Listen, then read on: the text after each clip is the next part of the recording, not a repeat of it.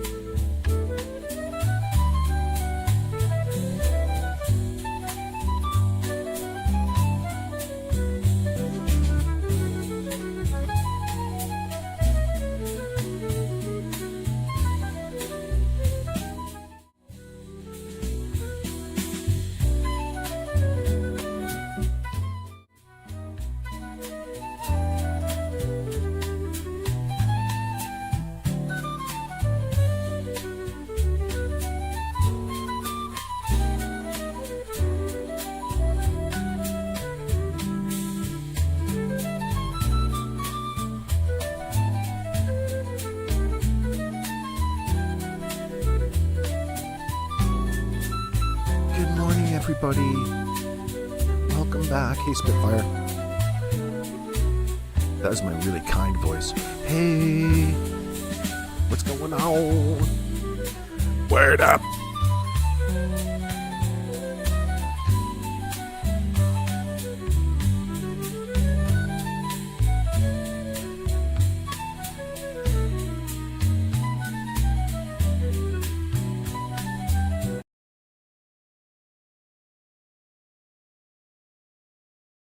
That's so much better. That's so much better. What's going on, Sweet Tea? Kellyo, Flight Nurse, Durwood O'Grady, the fake one. Good morning. Good morning, my friends. BC Proud. I saw 80 Katie over in... excuse me. I saw 80 Katie over in a different chat last night. I wasn't jealous. Good to see you over there. We took a lot of that in last night, for the most part. Then I went to bed. And I kept the ending of it for you and I here today. And by it, I mean, let me fix this up here. Durwood O'Grady's, Darren Geddes, we'll call him. We'll call him Darren from now on, all right? Durwood's the fake dude in my chat, so keep that in mind. Running to the cafeteria. All right. Well, I don't want to take you from work there, Flight Nurse. Patricia Burns, good to see you. Who else did I see? Was it Karen Jones last night? Wasn't Karen Jones in here yesterday? She was over in It's a Criming Shames chat last night, and Darren Geddes was talking about her. She was trolling Darren in that sense from the chat. She got the boot in that chat. That was pretty entertaining. I love tomfoolery like that sometimes, and I know many of you do as well. So, welcome in this morning. What are we going to talk about? I got a big breakdown with timestamps, with all of the important details that Darren Geddes brought to It's a Criming Shame last night. And Daniel has a lot of things to say. I don't know what they are yet. Well, excuse me, I should say that.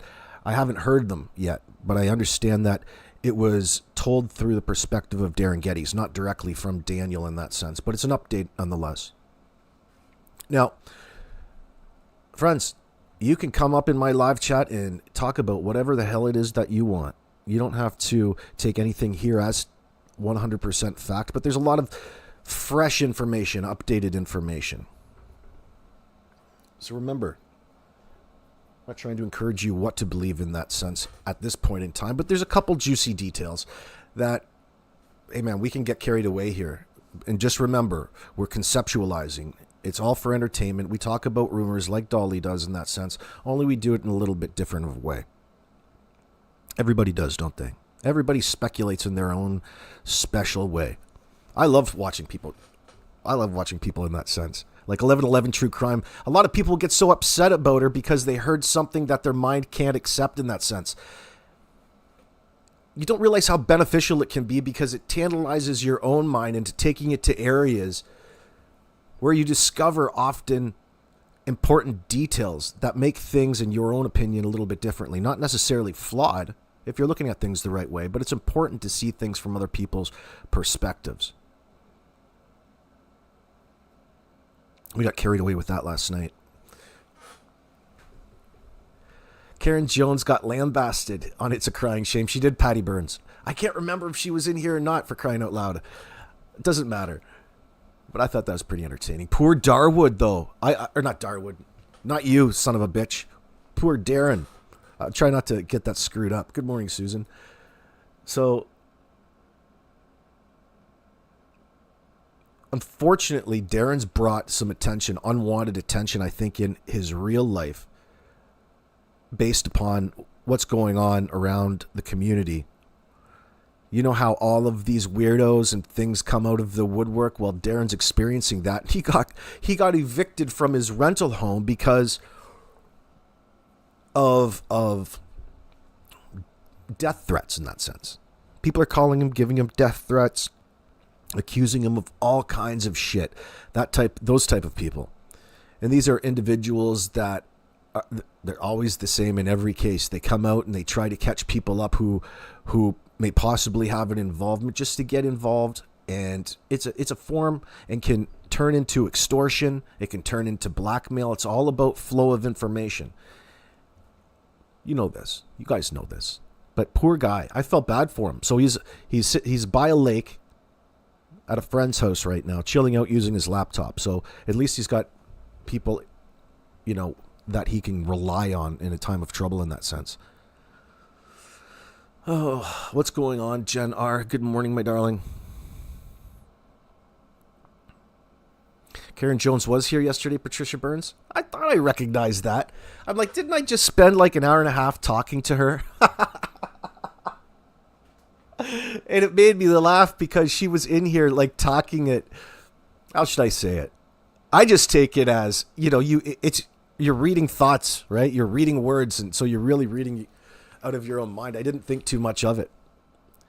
But this Darren Geddes. I guess Karen, this gal is an issue. She's a shit talker of him who's following him around and, making life more difficult than it needs to be, let's say. She's doing something malicious. Now, there's always people like that. So hopefully he's not too bothered and they're not one and the same. Good morning, Quillfish. It's good to see you. Mystic Sea, Hope, Truth, Justice. Good morning. Flight Nurse last week, he said he lived with Logan's grandmother, his fiance, yet yesterday he stated he was kicked out by a lady he rents a room from. Things that make you go, Well, maybe they're one and the same person in a way. I don't know. I don't want to start justifying the things that he says because he says a lot, right? He says so much. It's hard not to just dismiss a lot of it as bullshit, but I think he's excitable. He's doing his own, what it sounds like he's doing his own little private investigation in the background. Admittedly, I enjoyed listening to him explain it, no doubt. I'm open-minded. It's great information in my mind. But this lady he rents a room from, I don't know exactly, and I'd have to timestamp and go back and check, but I don't know exactly the detail about what, if they came through her, the communications came to her. It sounds like somebody's sabotaging his living situation in that sense in a way, but who knows what's going on. He butted that nose of his into this situation. No sympathy here, says BC Proud. That's what it sounds like. He's quite the busybody up in there. He's quite the busybody. But he told the story like from his perspective. And he didn't realize who they were up until a point. And he went through that part of getting to learn about the situation with Jack and Ruby. And for the first little bit, he was totally against Daniel. And he thought he had something to do with it because we all are susceptible to clickbait in that sense. And the worst case, and developing stories. We're all guilty of that and thinking things that probably aren't 100% right away. And then slowly he tells the story of the reasons why Daniel is a good guy in that sense, and he did 180 in that with him, first suspecting him of culpability in this situation, but then really essentially switching as the more he got to know about the story, he's really coming forth on Daniel's behalf. That's the way I understand it. And there's so much disinformation, he doesn't mind doing that at this point to help steer public sentiment and the understanding of what's out there in the public eye. Part of him puts all the blame on the RCMP for not acting fast enough. He's got a bit of a tinfoil hat, which I like. It tells me that he's paranoid, which is going to keep him alive. But he was suspicious of the RCMP going after him and taking his Facebook account down, which was good. Which possibly could happen. But why would you even put yourself on Facebook in that situation anyway? It's like a big psychological experiment. God darn it. So he's up there and you got his Facebook account deleted. He feels after, I'd say you're being too controversial for their censors. You're being too controversial according to them, not according to me, by the way. They probably took you out for being too controversial in a sensitive matter. It's the same thing here on YouTube with monetization. Like, it has to go another step in certain circumstances. But it's the same thing. It's part of censorship and it's bullshit and it's always wrong. But these circumstances are, again, not normal. They're a little different. So, what are you saying, Flight Nurse? The truth never changes. I'm keeping up as details say it all. Going to continue sitting back and take notes. You keep doing that. I'm going to read this to you, though. Let's see what the hell he said last night.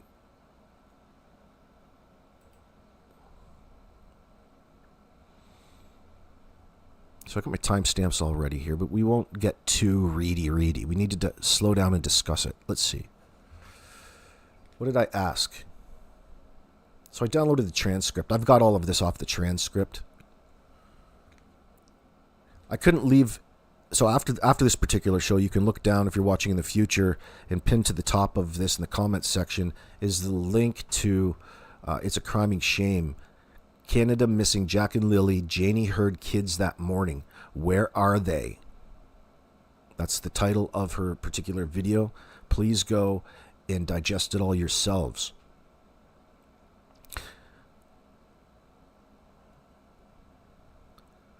So the overview of this particular live stream, most everybody was there last night, I expect.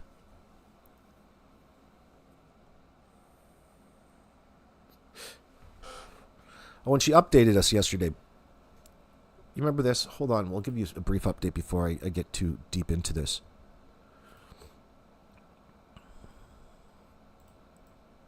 Oh, no, you remember, not the search map, but you remember the messages between Belinda and Malaya? Well, the last two sections were in the wrong order. So that's why it seemed like there was more to the message and then it repeated itself. It was in the wrong order. That's all.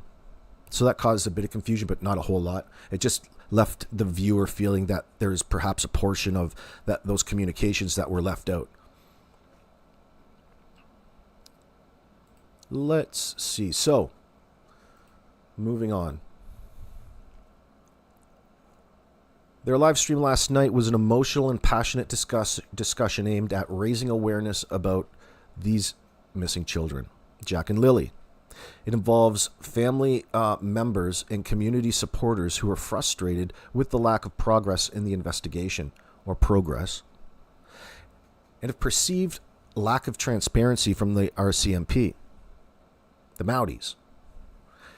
The speakers, particularly Darren Geddes, share personal experiences, interactions with family members, and theories about what may have happened to the children.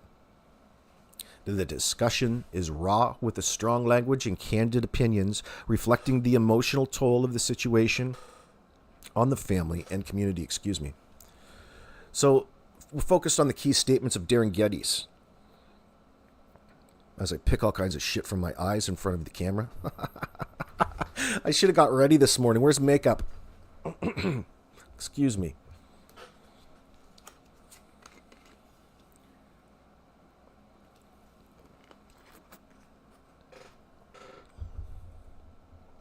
So Darren Geddes is introduced as a cousin to Patty, Malaya's grandmother, making him a first cousin twice removed to Malaya. Holy shit, is that a mouthful? Here we go, eh? Here we go again. Perfect. The mother of Jack. So Darren, let me repeat that for you. Darren Geddes is introduced as a cousin to Patty, Malaya's grandmother, making him a first cousin twice removed to Malaya. The mother of Jack, Lilly and Meadow, which there's a picture floating around. Daniel got to see Meadow in a visit, which is fantastic news. And there's a picture. He's all emotional and crying like a baby, crying worse than his daughter Meadow. He has connections to both Malaya's, Burke, and Daniel's Martell sides of the family, positioning him as someone with insight into the family dynamics and events surrounding the disappearance. Oh yeah, he's a community busybody. But he sounds like a pretty interesting individual. Below are the key points from Darren's statements, organized thematically with analysis of their significance. So it started off, ran through the CIA computers here. Personal involvement and motivation statement. Darren got involved in the case about a week and a half after the children's disappearance.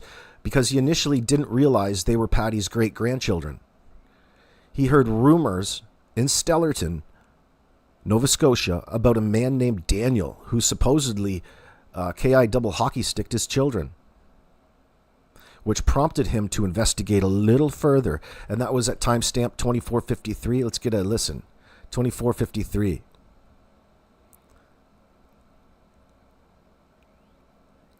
This guy, it's coming right up. Go ahead. I want to stick to the bones of this thing now, because Okay. I've said, once I got into this on about a week and a half into this after the kids disappeared, because like I said, there was a period there when I never even realized it was Patty's family's kids. I heard in Stellarton, that's where we go to Tim Hortons, a bunch of us idiots, and I heard there was kids missing, but out of Lansdowne, and that somebody had abducted 2 kids is what we heard for the first while on the. So, isn't it interesting that he's sitting up at the Tim Hortons with all of his fucking buddies, all of his old buddies, and even when they use English and words for a reason, and they still can't fucking get it right at the Tim Hortons, so they're sitting around there spreading disinformation amongst themselves, because everything that you're repeating at that point in time was never said by anybody. So it's everybody's suspicion. So they're all sitting there at the Tim Hortons, sipping coffee, gossiping about Daniel, Patty's great-granddaughter, as he knows him, or husband, Patty's great-grandma. I'm not even going to get into it. Holy shit. Bro. So initially, I never knew it was Patty's kids and Malaya's kids. I heard that there was a guy named Daniel that was supposed to have killed his 2 kids. Oh my God. Okay. So he heard rumors in Stellarton about, like it said, Stellarton about a man named Daniel who supposedly offed his 2 children, which prompted him to investigate further. So the context, Darren is clarifying that his involvement stemmed from his familial connection to Patty, who is in poor health and deeply affected by the disappearance. He emphasizes that his goal was to determine if Daniel was responsible, and if so, to ensure accountability. Holy fuck, isn't this like a Hollywood action movie about to begin? What are you going to go hard into it, like Pulp Fiction? He's making himself out to be like Bruce Willis. Oh, I need to investigate this a little further.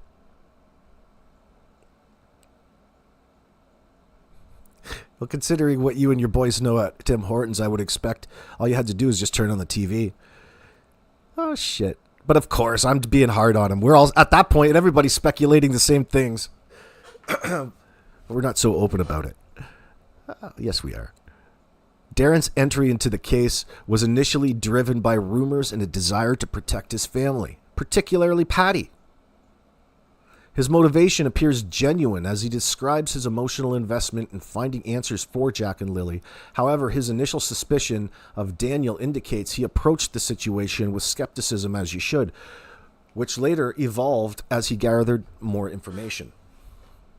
That's the underlying tone, which is fantastic. I like to hear that because, you know, a part of me feels bad for Daniel in that sense. Only a little bit of a part.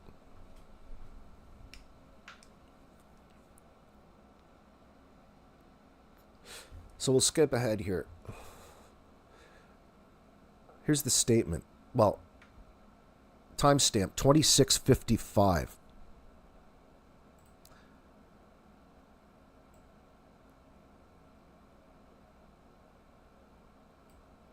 Statement.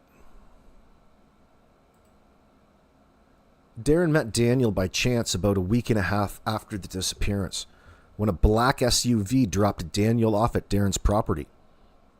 Daniel looked gaunt and hadn't eaten.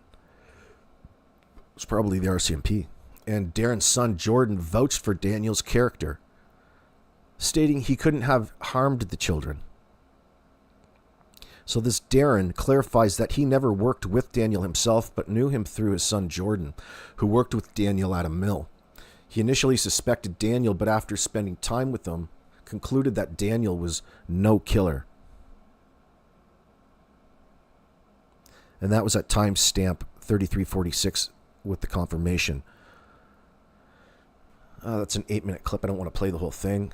So just the analysis, this interaction marks a turning point in Darren's perspective. His initial suspicion of Daniel based on community rumors at Tim Hortons shifted after observing Daniel's demeanor and receiving confirmation from his son and others. This suggests Darren was actively seeking evidence to either confirm or refuse Daniel's involvement, reflecting on a methodical approach despite his emotional context. I'm retired, but I go back to the old property, and I got a barn back there, and my tools and a bunch of old junk's back there, so I just go there to play now, really, fix up old junk. I was back there one day, and this was, like I say, about a week and a half or so. Do you know who he sounds like when he's talking right now to a lot of Americans? He sounds like Bubbles from the Trailer Park Boys, talking about his cats. Oh, shit.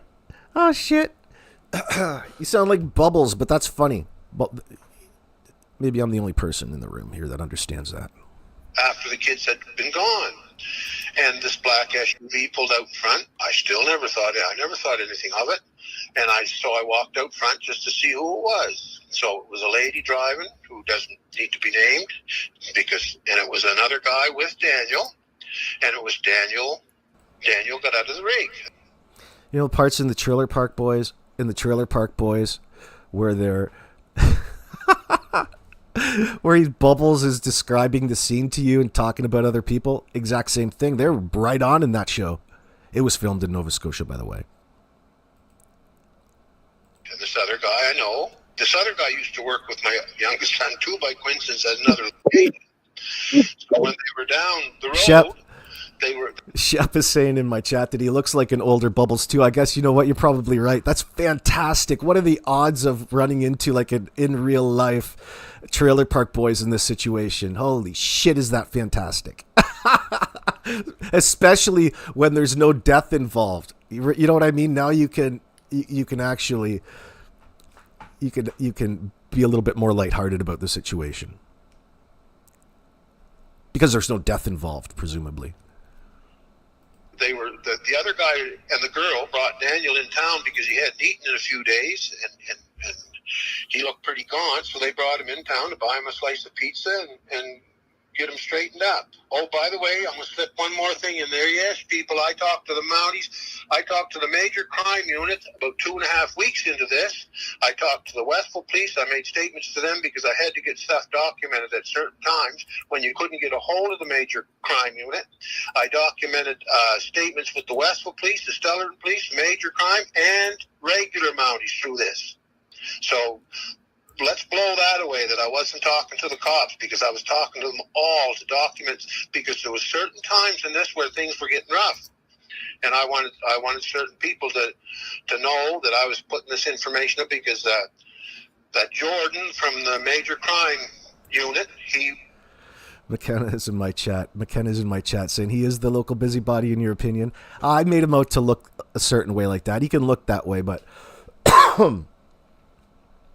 he's a local Bubbles. He knows everything that's going on. He's just out in the community. This is how it used to be, right? When you, instead of being tied to our electronic devices in that sense, he's just part of a greater, I think he's speaking for a greater community, like the Gossip Kings up there at Tim Hortons. All these old drinkers that, you know, congregate to coffee shops and smoke cigarettes in that sense. Old drinkers. He's got a booze nose on him. Well, not saying anything. He's still a handsome fellow. He was threatening me with withholding evidence and giving false information and telling me to stay off the internet and all this. And I was fighting with him. We're so judgmental. We're just having fun with it, though. I'm just having fun. But I'm like, boy, we are really judgmental of people. We should be very careful, more considerate of their feelings. Don't worry, man. We don't believe anything that we say. With them, because Darren, this thing should have been cleared up in at least 3 days. Shouldn't have taken 2 days if it wasn't on the weekend. This should have been cleared up in 3 days. See, anybody else agree with does anybody else agree with Darren? I know I do in a way, but I know things from the perspective of an investigation. When everybody's lying, what are they to believe? This is why the cops don't get in front of the microphone and speculate with all of us. So they're not looking bad. They look bad enough, for crying out loud. It's not, I don't think it's necessarily gross incompetence, although it's just an easy piece of shit to throw at the cops at any point in time. Of course you're going to claim that. And I guess, what else are you going to say? They have to rule all things out. They were really going with this.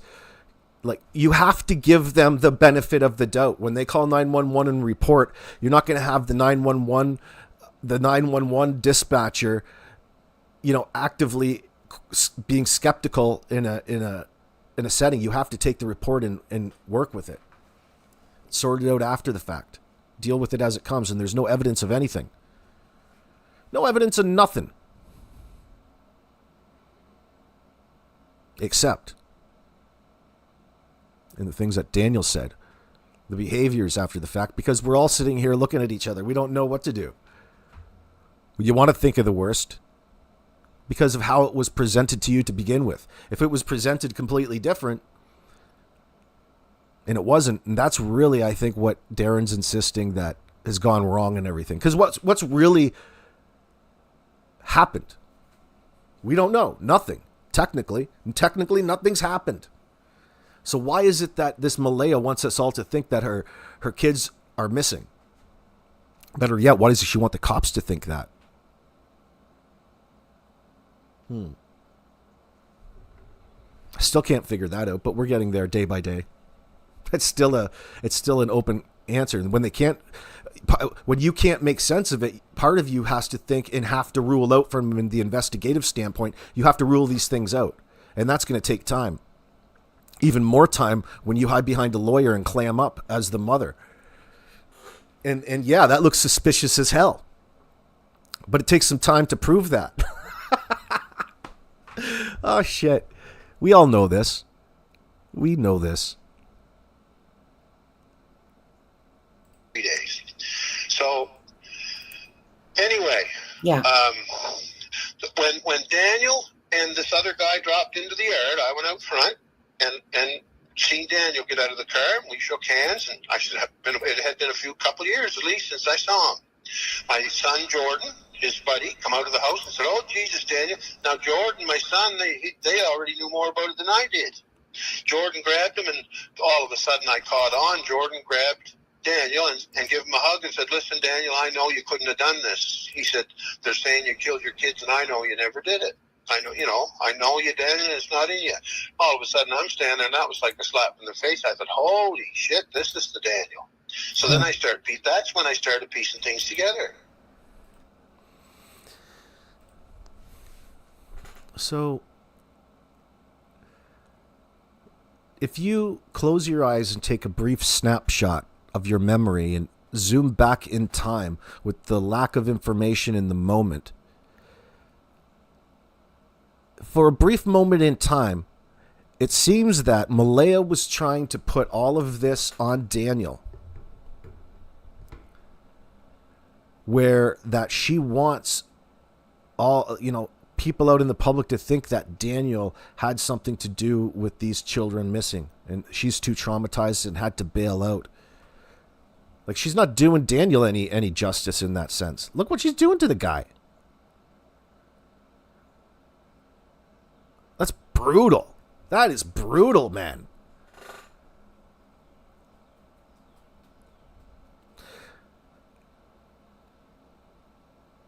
So it's a bit of a jump, a simplification, but I can understand Darren Geddes after meeting the individual, and it's just the nature of humanizing this situation, isn't it? Where your mind isn't as occupied in one thing after you read the information that's fed to you through the media, for example, through rumors at Tim Hortons, And when you meet the individual, it's that point where you're even that much more sure that it's not the worst case scenario. There's something else going on here. He's not eating. He's gone. He's looking even worse than he usually looks. Your son knows him. So you start asking questions, don't you? You start asking him more personalized questions. I mean, it makes sense. I still like his gossipy nature, though. Oh, shit. Hey, JJ, good morning. Hello, Paris. Good to see you. Tell her hello, Quillfish. Nini, good to see you this morning, too.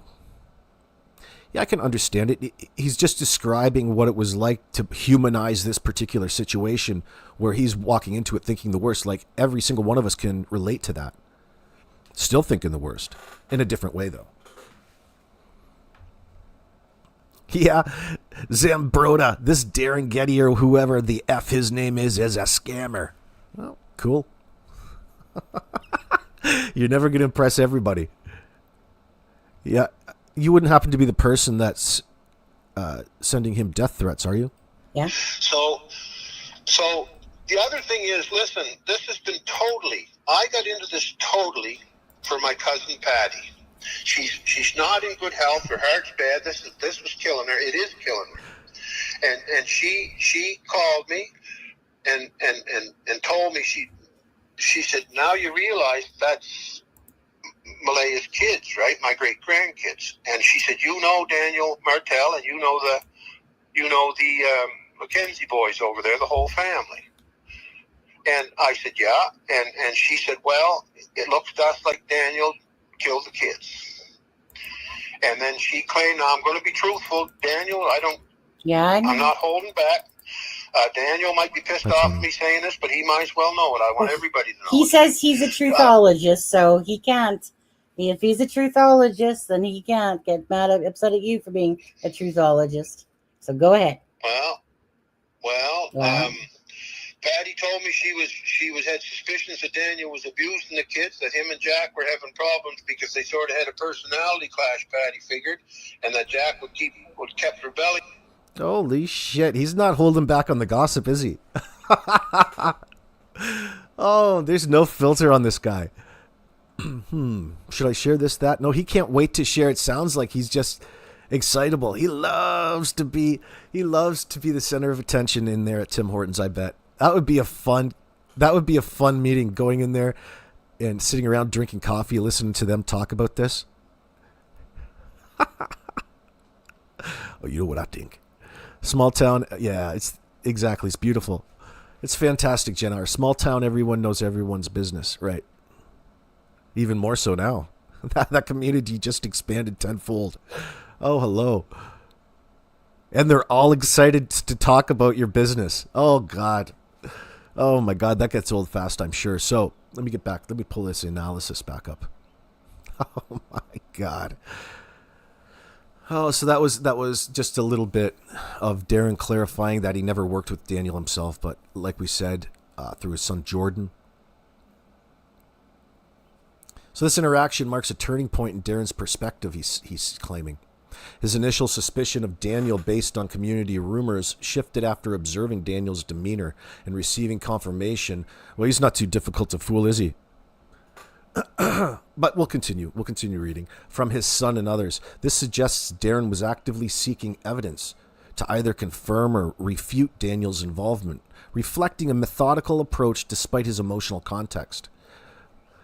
Now, I'm in Europe, but between following this case, this is Zambroda again. This is probably Karen Jones who had to change her name. Karen, did you have to come and change your name? Didn't Karen have an orange thing on her too? No, I'm in Europe, but I've been following this case, and what he is saying doesn't make any sense. Well, how the fuck do you know? He could tell you anything and you wouldn't know. All right? Do you speak English? Why would Malaya let it go to this level and not tell police? Why are you being so nosy? He's giving you all the information right here for you to digest. You're fine not to believe it. Come on now, just Mary blessings to you, darling. He's not. You can't call him a scammer necessarily at this point. You can have that opinion. Yeah, it makes a lot of sense. The things that he's saying make sense. We're in no position to verify anything, of course. But it's aligning with Daniel Martel's claims and expanding on them, in my opinion. So popping along to the next one, the theory of Malaya's involvement. In what? Involvement in what? Darren believes Malaya, the children's mother, made stupid mistakes by falsely claiming the children went into the woods and later suggesting an abduction, which triggered a large-scale search and criminal investigation. That's a timestamp 1234. He states that Malaya was the only one present when the children were shuffled out, end quote, and could provide critical information about who was involved. Timestamp 45 minutes and 39 seconds. So Darren in this part is describing Malaya as uncooperative, refusing to speak with him directly. Well, I wonder why. You're just some rando. You know, you might be related to the family, but what the fuck do you want to know all about? She's trying to get away with something here. Darren describes Malaya as uncooperative, refusing to speak with him directly, and only communicating through her brother Hayden. He attempted to convince, I think Hayden's only like 18, they say, if I remember correctly. He attempted to convince Malaya to meet with him, probably up at Tim Hortons with the rest of the crew, to share details about the individuals involved in the children's disappearance, believing this could lead to their recovery without severe legal consequences for her. So he wanted to act as a liaison. This is at timestamp 3813 to 3917 and 4620 to 4720. 3813.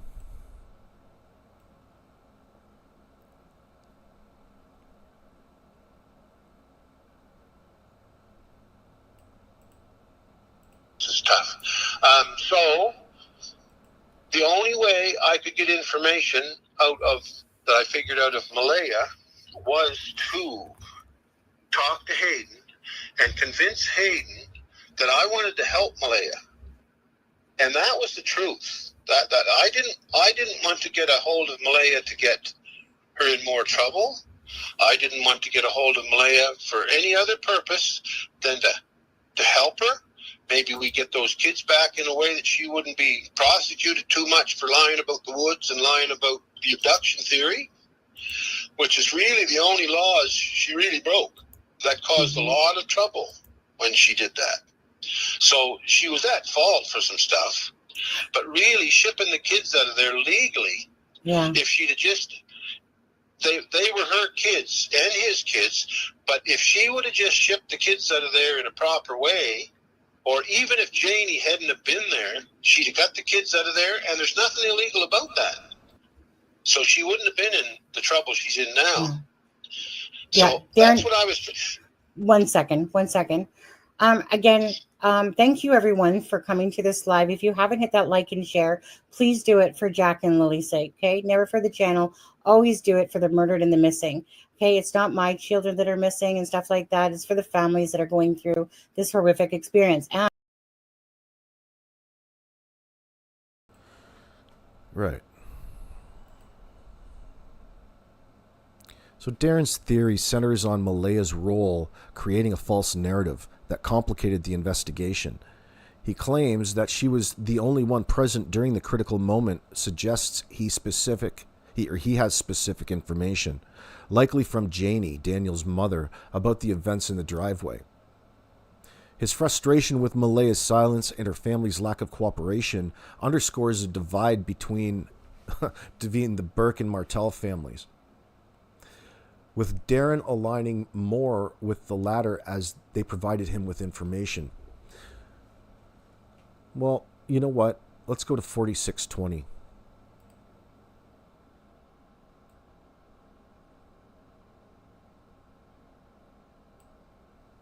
Anyway, that's half our excuse on that one. So Malaya agreed to talk to me, and then, from what I understand, Hayden called me back and he said, well, she changed her mind. He said, and I know what happened, but there's no testimony really to what happened directly, so I'm not going to say, but I'm sure her family was strongly advising her around her to stay in the protection of the reservation, and her lawyer advised her, well, he was advising her not to speak to anybody ever, and I was included in that. So that's that deal. That's what fell through there when I was trying to, just to make mention, hey there, Zambrata, do you want to know how I know you're lying? Because anybody who's actually from Europe usually says what country they're from as opposed to being from general Europe. So it tells me that you're already lying. So what's up? What's up with you? Changed your name already. I knew we called you out there, Karen Jones. You're the only one who irrationally goes around shit talking a person who's coming to you with information that you wouldn't already know, and you're walking around pretending to know, and already preemptively jump down this guy's throat as gossipy as he may be. It's still information that you should be thankful for, gracious. That's why I think you're Karen Jones in a different name, under a guise. Because he called you out. And now you're scared. You want to go back in there and communicate and participate and talk to Darren and get at him. I think you got a stalking problem, Karen Jones. McKenna says, God help Malaya's charges if this is a hoax. Well, from that perspective, it is a hoax. We really already all agree on that, too, But that's just too general of a statement. Yeah, it's a hoax. Like, it's not as it was portrayed. And they're really trying to let that cat out of the bag as gently as possible without getting into too much trouble in that sense. One 4-year-old, Jen R., 4-year-old was a lot for me to handle. A 4-year-old, what a beautiful age. 6-year-old, and now a new baby is a lot, in your opinion. Absolutely. You got to be tough as nails. I could do it now. Do I want to? Hell to the no. Hell to the no.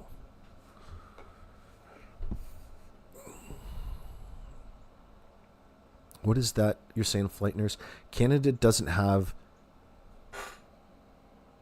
debtor's prison. What is debtor's prison? What are you talking about? What does that mean, darling? I think I was talking to you right before that, and that's when I was telling you I'm so close to getting those kids. That was the point I was at when I was telling you that, and I was excited because all she had to do was tell me one name of the people that were in that car, and I already was sure I knew. I'm still sure I know, but This is probably what happens to you. RCRA jail? Oh yeah, you go to jail for that sort of thing, but I think they don't have a particular jail for it. Maybe they do. I don't know.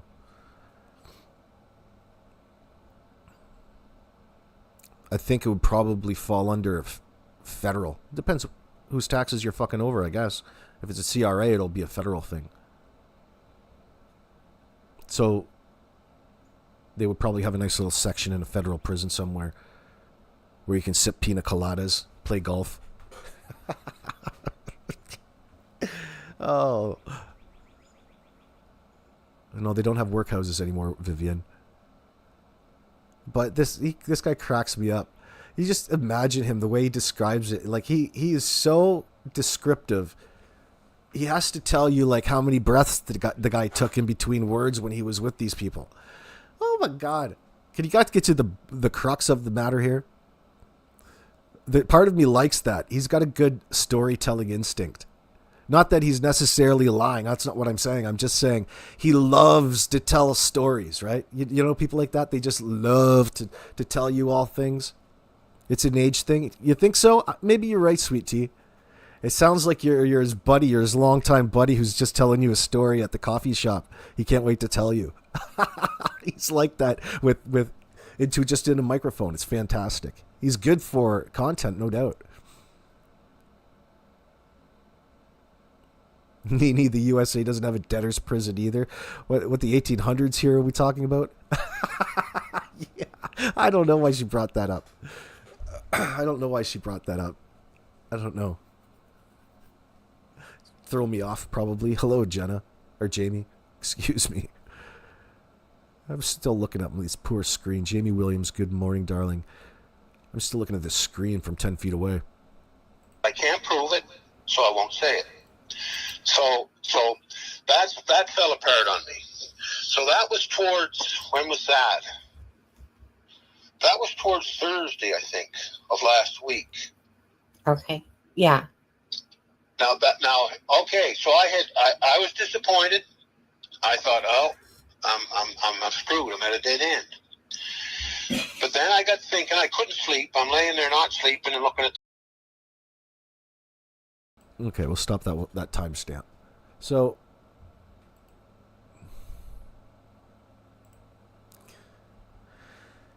it skirts ahead to Janie's testimony. Our fourth stop here in this analysis.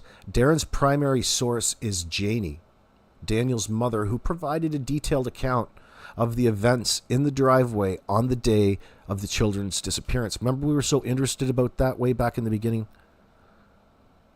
Janie, Daniel's mom, showed Darren exactly where Malaya was sitting. Well, wow! This is where Elvis touched my blanket.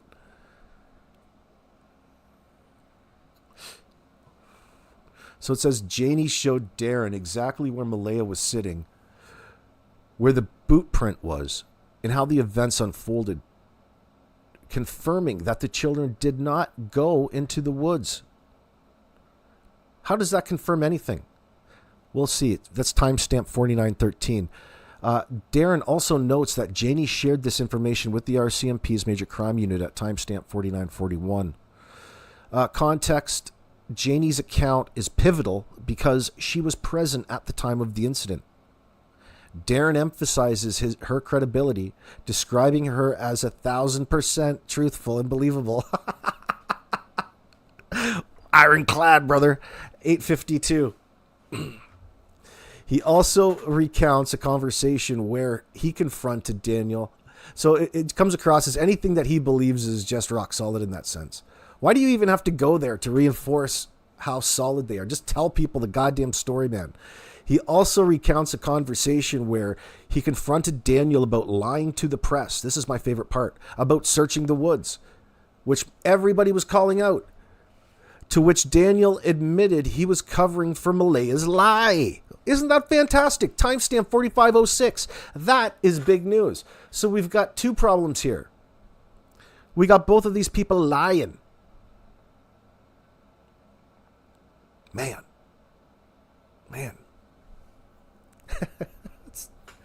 I love that. So we've got some fibs, some lies. So why is she lying, and why are you covering for her lie?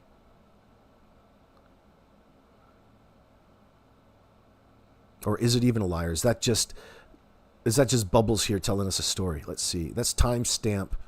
Hold on, let me further analyze this. Janie's testimony is the cornerstone of Darren's narrative, providing a first-hand account that contradicts the initial story of the children wandering into the woods. Her detailed description of the scene, e.g. Malaya sitting by the woodpile, the boot print, adds specificity to Darren's claims. Finally, though he acknowledges the lack of physical evidence like body cam footage from the RCMP at timestamp 50, this reliance on Janie's account highlights the importance of family testimony in the absence of official updates from the RCMP. So that's an accurate place to ask questions for just the random viewer or content creator out there. That's open season. Not to attack them, but to ask them questions and get closer to getting an answer to where these kids are. So let's go all the way back to 4913. 4506. Holy shit, which one do we need? 4506.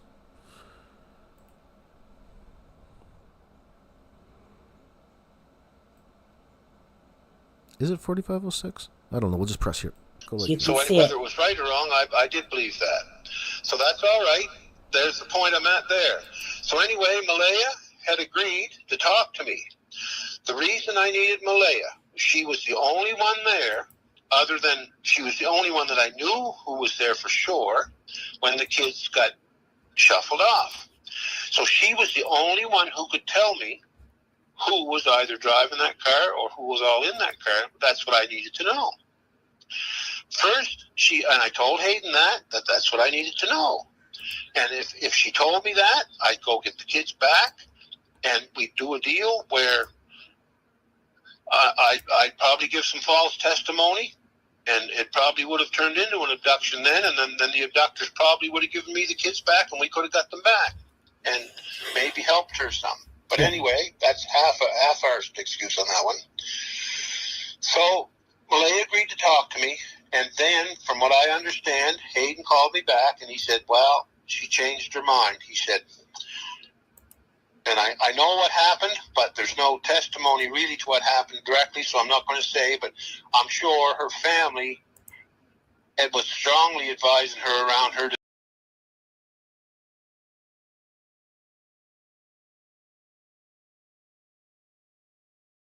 Backed up what Daniel was saying in the driveway, and right to the Janie even grabbed me and took me for the tour. She showed me exactly where they come out of the house, exactly why the boot print was there, exactly where they went to the driveway, exactly where Malaya was parking, sitting on her butt in the grass by the wood pile for a little while, like right down to the T. And there's nobody. If you ever heard truth in your life, you heard it there. And she made the same statement. Here's another thing.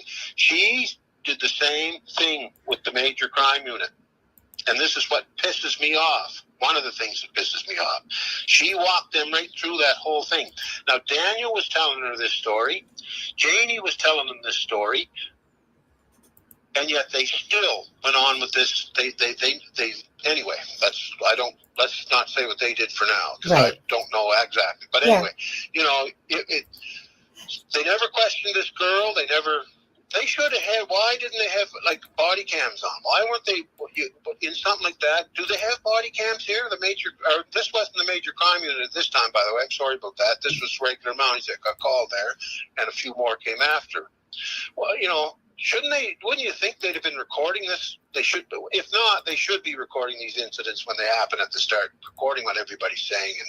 Right, absolutely. Because you said that, like you said that the RCMP's there, and you got 5 people talking about, and then you got someone saying that the children are going to bed in New Brunswick, and it's kind of like as if they. And here's the kicker: Janie was standing right in the circle, and I'm allowed to say what Janie said now. Janie gave me permission the other day. She said, "Listen, Darren," she said, "I'm sick of this." She said, they're all full of shit. They're all lying and frigging around. She said, you're the one that's helping Daniel. You got him out of shit so far, and you're the one that's helping him. So whatever you want to do, if you want to tell people what I told you, let her fly, was her exact words. And I said, thank you. So now I have her permission to say what she said, but and it's all documented it is documented with the major crime unit. Sworn statements. Yeah. So, and that's the receipts. I can't give you these receipts because the ones that have. First of all, Karen Jones, you come back in here under another fucking account called Kane something, and you start calling out to everybody in my live chat like you know them. Okay, first standout. You start walking into the fucking chat asking who Jack and Lilly is. Are you on crack? Are you smoking crack this morning? You're Karen Jones. Because we've called you out in your secondary fucking account. You came back in here again under another account trying to get one up on me. You keep losing. You keep losing, motherfucker. You're not a good troll. But continue trying. Have them or the cops. You want to fucking come in here and why don't you Google it, bitch? I'm not coming in here to have my chat fill you in about all the stupid shit that... Oh, Kane? It's not a troll? Oh, fuck, I was wrong. I'm sorry. Oh, shit. I fucking am up here thinking that it was this Karen Jones fucking with me again. All right. Well, I take that back. I'm not... I apologize. I apologize then. I thought you were coming in here trolling me right after I got rid of it, called out the other one. I might not be accurate. Yeah, Kane is cool. He's a good guy. Kane, many apologies, okay? I thought you were somebody else. Case of mistaken identity. You were in the penalty box for 20 minutes. I owe you one. I apologize, my friend. Sweet tea. I thought you were being trolled. I apologize. So, well, that's embarrassing. So Darren is highly critical of the RCMP, accusing them of incompetence and failing to resolve the case quickly. He claims the investigation should have resolved in 3 days, that the RCMP threatened him with charges for withholding evidence and giving false information. That sounds interesting. That's at timestamp 2826 and 1331. There's a two-parter.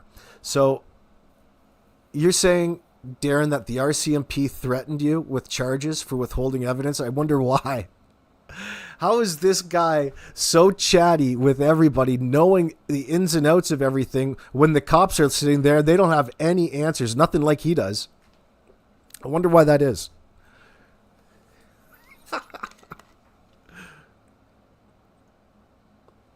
It sounds funny like that. He's getting himself in all sorts of trouble, or so he makes it look.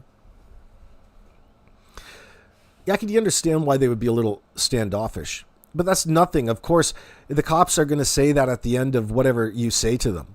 Okay, well, you've given me this information. Are you sure that's all the information you have? Because if you're withholding anything else and you're keeping anything else, you know that there could be a possibility of charges coming with those.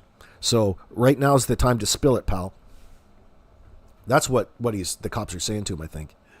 So Darren mentions providing statements to the RCMP, Westville Police, and Stellarton Police.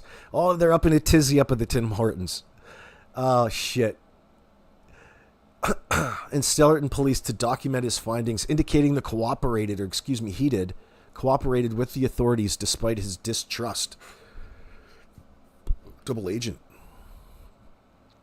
He's a stool pigeon. He believes the RCMP's handling of the cases prolonged the ordeal. No, I don't think so.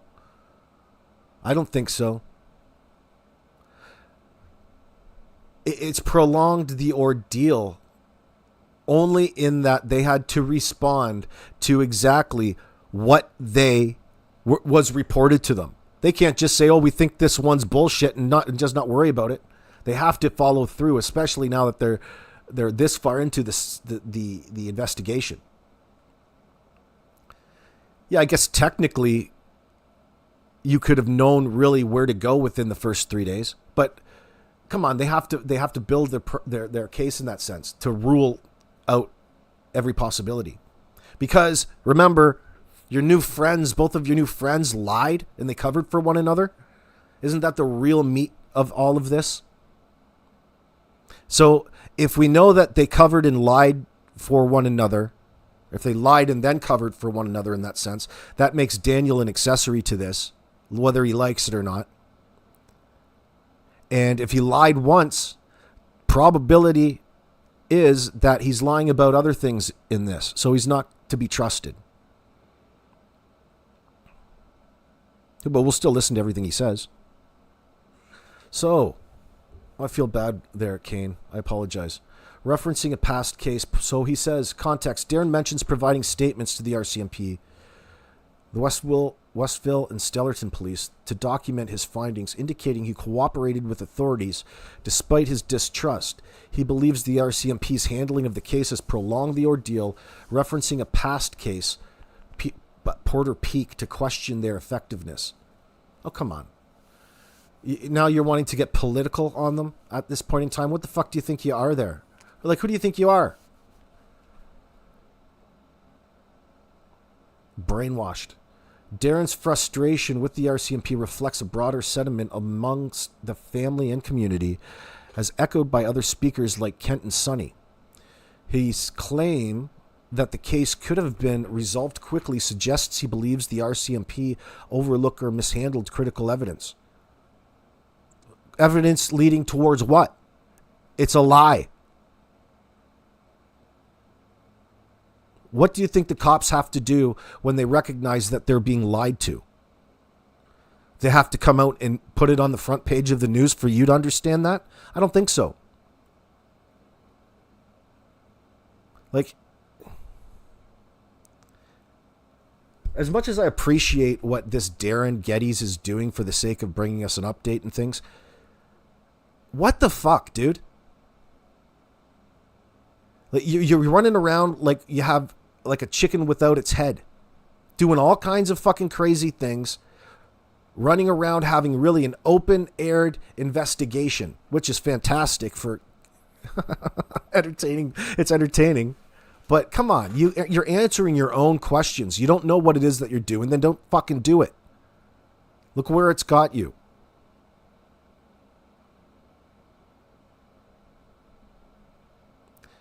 Misguided anger, in my opinion. First of all, they lied. The cops, it doesn't matter if you lied, how are they to trust you? How are they to trust you in your admission that they lied to begin with? They still have to go through the processes. How long is that going to take? From a federal government standpoint, however long it takes. More than it would in the private sector. Longer, excuse me. Darren's frustration with the RCMP reflects a broader sentiment among the family and community, yes. So possibly his claim that the case could have been resolved quickly suggests he believed the RCMP overlooked or mishandled critical evidence. Evidence that there was no evidence. There's no evidence of anything, pal. Possibly Janie's testimony. However, his accusations lack specific details about what the RCMP did wrong, possibly to avoid implicating Daniel or Janie further. So really what he's saying is everybody knows what the fuck is going on around that home. What are you guys saying so far? It just seems to me that no one in this case can be trusted. This is my opinion only. I think you're not wrong, Beverly. But at some point, you still have to ingest the information. You still have to take it. You can disprove it, be suspicious of it, do whatever, but you still have to take it in. And we already know that most people involved here have lied by their own admission, which I guess is good, but we still don't know where the children are. We know that Malaya is trying to protect her kids from CPS. I would have to think that also goes unmentioned, that covers Jack and Lilly. Those are her kids, not just Meadow.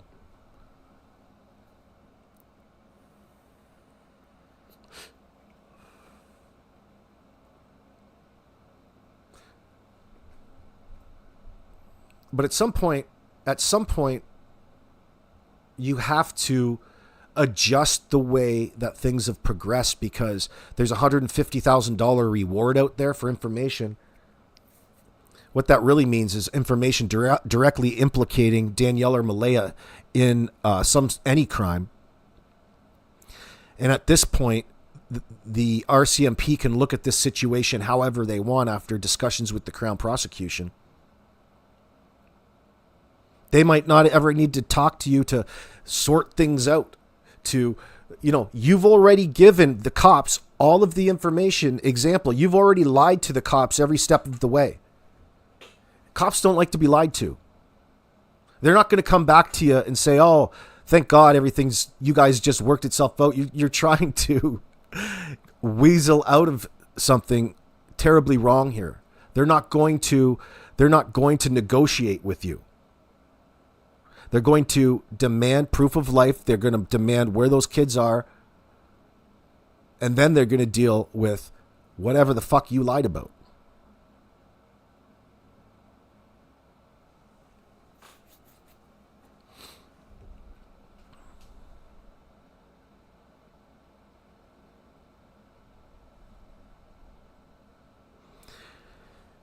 I don't know about the details, Jamie.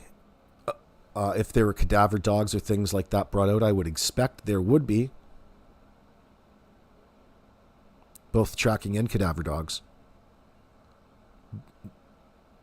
But I don't know that to be a fact in that sense. That'd be part of the scenario.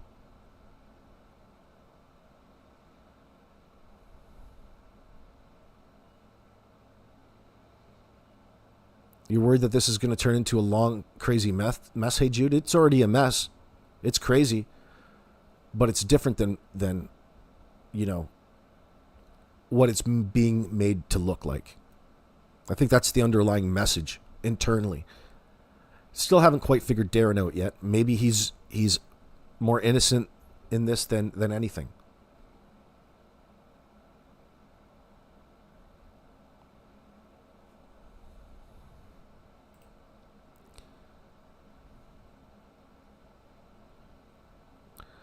Do we need to hear him go on about the RCMP? 2826, okay.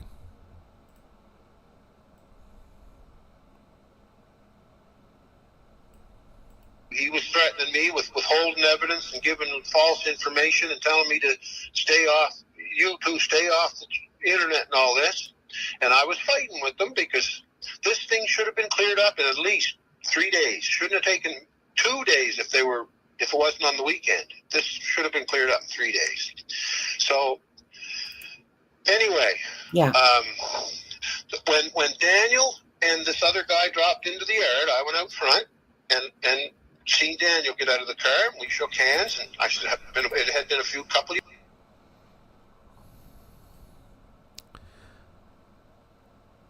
Let's get to the Janie part. So attempts to contradict or contact Malaya and Cindy. Darren Geddes tried to contact Malaya through her brother Hayden and later attempted to speak with Cindy, Malaya's mother, to confirm details about the disappearance. Cindy refused to discuss the case, and Malaya was advised by her lawyer not to speak at 3647.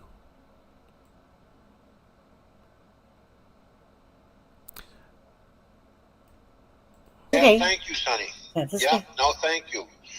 Malaya was on the reservation in Shubenacadie with Meadow, and the only way I could even contact Malaya, she wouldn't even contact me. And well, anyway, I won't conjecture. I'm going to try to stick right to the facts. Mm-hmm. The only way I could contact Malaya was through her brother Hayden, who lives with Patty. Now, first Hayden and I never struck it off really great. I had met him before when he was a young fellow and stuff like that. I'd go over to Patty's. Patty's husband, Bruce, got a real nice Gibson guitar, and since Bruce died, she'd get me over there just to tune it once in a while. And I can't play it, but I'd tune it up and part with it for her, and we'd have a visit. So I met the young fella Hayden over there over the years, not so much lately, but so when I went over there and Hayden was there, and I knew he was Malaya's brother, and he's 18 now, so I mean, he's not a kid. He's only a kid, but not a kid. So anyway, I knew at this time, after I got into it, I knew that Daniel had nothing to do with the disappearance of the kids. Let's say 90% at that point, okay? Okay. He speaks as though he's got everything figured out. Like he leaves no room to recognize the unknown or where the question lies. That's where you should be starting your goddamn story from. Holy shit. It's like listening to a kid tell you all the details, Anyway, thank you, Darren. Darren describes Malaya as being under Child Protective Services agreement at Cindy's house, but she left the Shubenacadie reservation with Meadow, complicating efforts to reach her. Timestamp 3634. He also notes that Cindy's refusal to talk left him with no choice but to consider reporting his findings to the RCMP. Oh shit, you leave Darren no choice but to consider reporting his findings to the RCMP. And then he wonders why the RCMP tell him that he could be facing charges if he's withholding any information at any fucking time. You may as well just walk around with a wire on you. Darren's efforts to engage Malaya and Cindy highlight the challenges of obtaining information from Malaya's side of the family. The refusal of both to cooperate suggests they have been protecting themselves or others involved, both, aligning with Darren's theory that Malaya knows critical details about the children's whereabouts. I would think she does. This also underscores the tension between the two family sides, with Malaya's family appearing less forthcoming. I wonder why that is.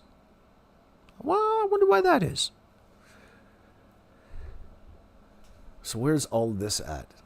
Hold on. Well, we've seen that already. Speculation on the children's whereabouts. Darren speculates that the children could be anywhere, mentioning places like Tatamagouche or Plattsburgh, New York, due to the time elapsed. He references a psychic friend of Malaya who claimed the children were tucked into a nice warm bed in New Brunswick. What? Dude, now you are fucking off on a tangent. You make me want to puke already, Darren. Darren clarifies that he never explicitly stated the children were in the United States, but suggested they could be anywhere, given the lack... You want people... Listen, we're not interested in anywhere, you idiot. We're not interested in anywhere. All of a sudden, when the questions get tight, you want to start generalizing. Oh, they could be anywhere. No. And then you start talking about Plattsburgh and what other name? Come on.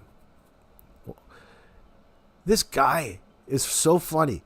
Darren clarifies that he never explicitly stated the children were in the United States, but suggested they could be anywhere, given the lack of progress in the investigation. You're just putting the blame back onto the RCMP for not acting fast enough. How do you know that they haven't had her on surveillance? How do you know? You don't have to follow the person around physically. We've got satellites and all kinds of balloons up there. The psychic's claim is nonsense, presented as hearsay, with Darren noting it was said in front of others, including police. Oh, fantastic then. Darren's speculation about the children's location reflects his frustration with the lack of concrete leads. The mention of New Brunswick via the psychic adds a layer of intrigue, but lacks substantiation. Just another fucking narcissist involved. As Darren himself admits, it's unproven. His broader point... Hold on. Nothing. This is going from my psychic input. His broader point about the children potentially being far away underscores the urgency. I'm not even going to finish that. He's just shit-talking the RCMP. Personal consequences. Darren faced significant personal repercussions for his involvement, including death threats. Oh, you poor guy. Losing his Facebook account. Oh, now where are you going to gossip there, Darren? Now you're really going to have to spend all your time down there at the Tim Hortons. You can't gossip all over Facebook, pal. You tried a sock account? This fucking guy. Darren faced significant personal repercussions. Oh, so he says.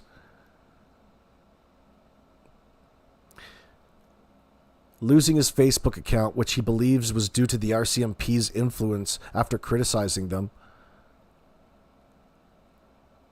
Just another thing they have to spend money on. Shutting you down. No, you did that yourself. People reporting you. Being evicted from his rental due to safety concerns.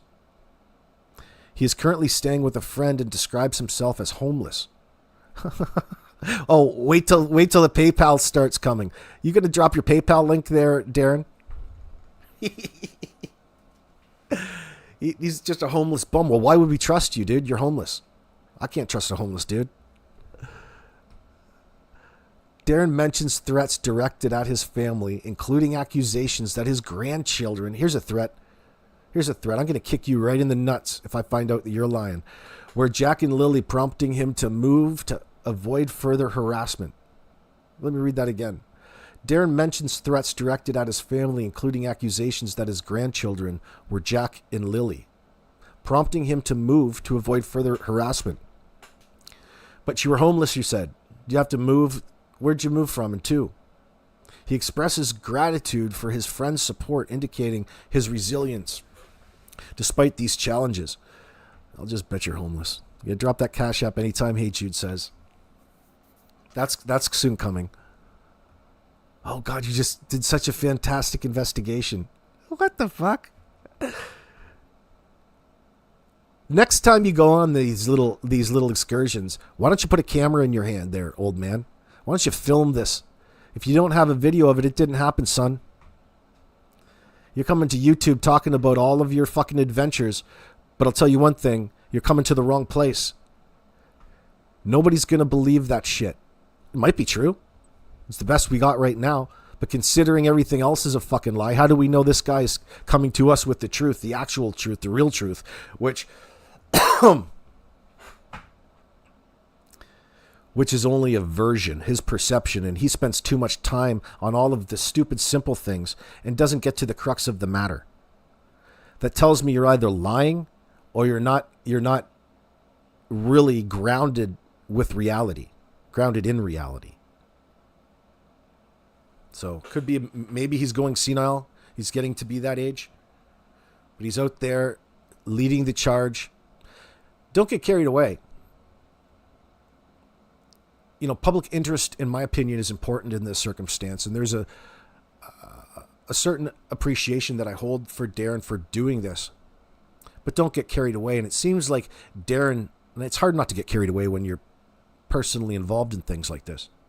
So he's telling you one version, but he doesn't focus on keeping a clear mind so you can ingest his information. He's really wanting you to believe everything that he has to say in a way that is so immature and really unintelligent. What the fuck is your problem? Like, why would you even ask and embellish your statements with things like ironclad and 1,000% sure? Okay? I mean, there's an answer to that. I just don't know what it is because I don't know the guy.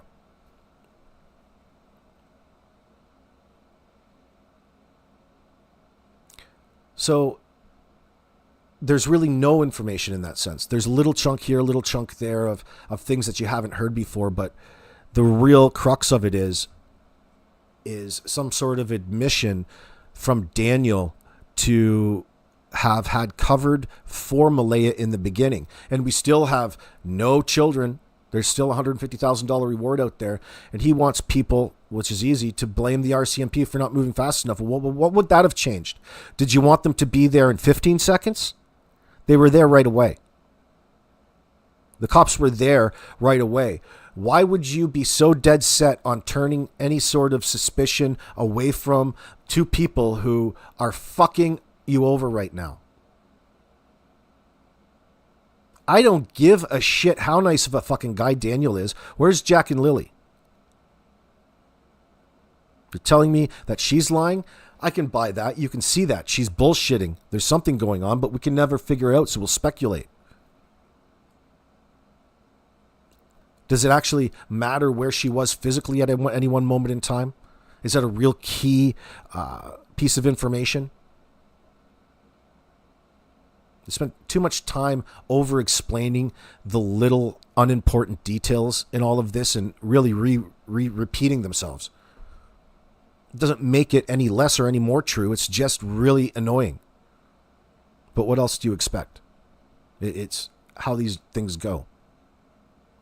So now he gets himself in this situation, and then he's receiving death threats. You know how many people send that to creators? Do you actually believe that, Darren? You're worried for your safety? Isn't all of this nonsense? When you're in the middle of a high-profile case like this, all kinds of people are sending you message every which sort of way, especially that you're on that PSYOP application from DARPA called Facebook. So I hardly think that one has to do with the other in reality. You had to give up your rental because of the threats. I think if without providing any sort of direct evidence, why don't you go to the fucking police about that? Why would you have to give up your rental because of something other than your own big fucking mouth, Daniel or Daryl? You think that your mouth is getting you into trouble in that sense? That's no threat. I would think it would.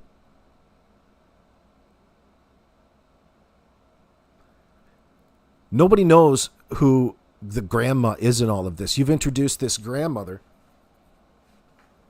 and this is the reason why you're doing it. Fuck, you didn't know the person a few minutes ago, so you're really no different than any other person out there who's interested in this particular true crime case. Except that you're associated, directly to Malaya, you say, through some weird sort of fucking connection. 6 degrees of separation.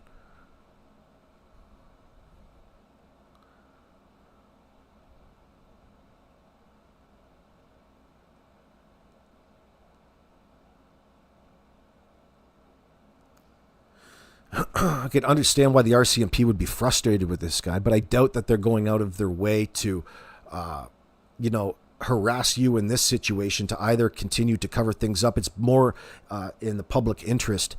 You're creating your own problems, friend, and you create it because the system that you're talking on doesn't represent free speech like you like to pretend it does, brainwashed boy. It's censored against you. They've got all kinds of people hired out there to watch when those flags come in and then take your channel down because you're talking out of line. You're talking out against the establishment. You're falling out of line, the matrix. It's not the RCMP necessarily going after you. They don't have to even be involved. The RCMP is the establishment. And in a high-profile case like this, they have special rules to try to control and mimic narratives, essentially through censorship. And they do it ever so slightly, so they start to convince you over time that self-censoring is the right thing in this circumstance. You should all know this, you old man. You should know this, Darren. How old are you at this fucking point in time, boy? You should know this shit already.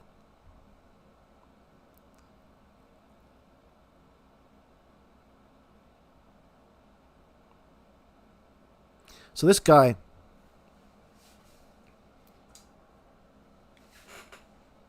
is telling his stories around really weak-ass points. One, you just couldn't come out with the goddamn point.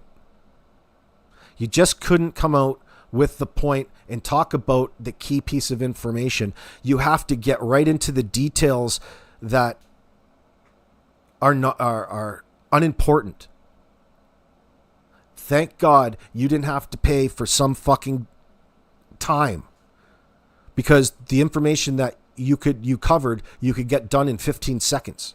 You could be done with it in 15 seconds. Get on with your life. Something tells me, I can't figure out, maybe it is, maybe you're right, guys, that he's just a busybody gossip. But I'm not upset about it that much. It's just difficult to figure out. Is that all it is? I would hope so. We all want to know what happened. So how does it go from calling 911? Because this is funny, because it goes from first of being highly critical of everything that was going on to then when after he met Daniel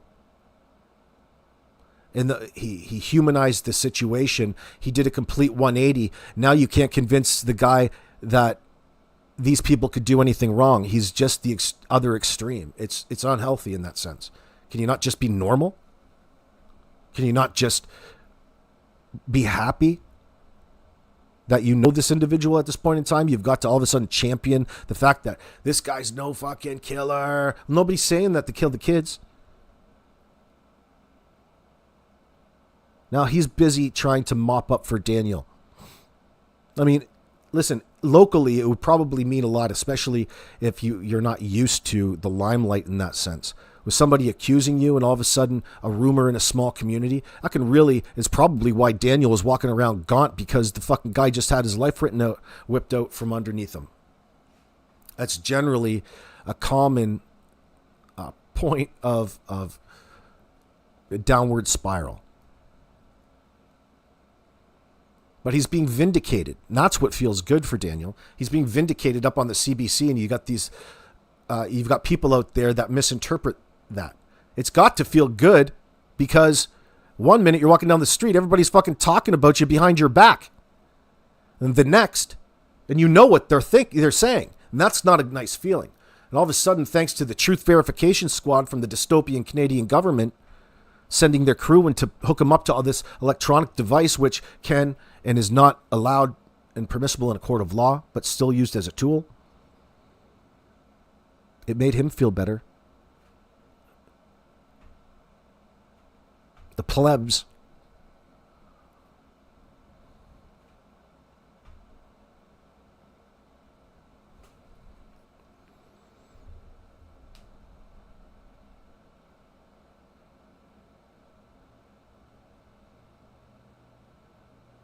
Darren's personal sacrifices highlight the emotional and social toil of his involvement. The threats and eviction suggest that his public statements have made him a target, possibly from individuals who disagree with his narrative or feel threatened by his pursuit of answers.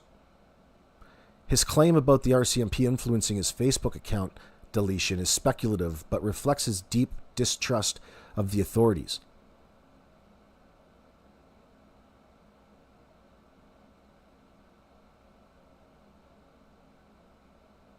So Darren's statements reveal a clear divide between the Martel and Burke families.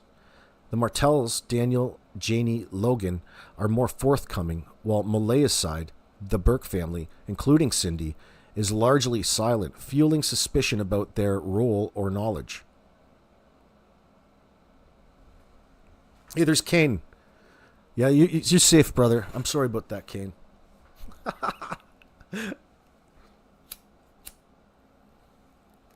We had a false alarm. I was paranoid as all hell up in here.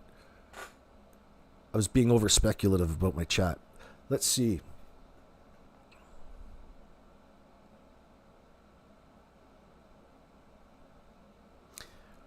Janie's account is central to Darren's narrative. In my opinion, I'm trying to make sense why it's even important. The only thing that stuck out to me is that you walked over there and so Janie told you, I'm still trying to understand what exactly Janie said to Darren. That Malaya was sitting on the woodpile while what? I got to figure that out. Hold on.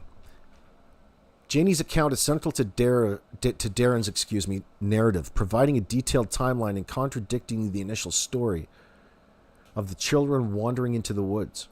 Her credibility is emphasized, but the lack of corroborating evidence at this point in time limits its immediate impact.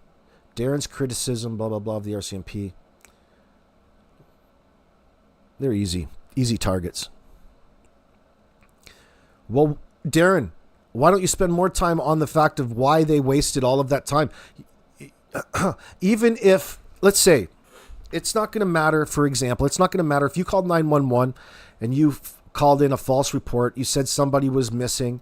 Just because Darren comes along and talks Malaya and whoever into coming out and admitting that they lied, like what you're doing here, they still have to go through all of the steps as though it was a real missing persons case. They have to treat it like every other in that sense. You can't walk it back. You can't say, whoa, it's too late. As soon as you called 911 and got those cops there, it's out of your hands. It's out of your control. You can always tell the truth, but have you told the truth? No. You and your buddies, your new fucking buddies, have sat here since May 2nd and lied until Darren comes out here and tells the world, okay? They still have to search. They can't trust you, especially if you're coming out admitting that you lied once. That means you're a liar.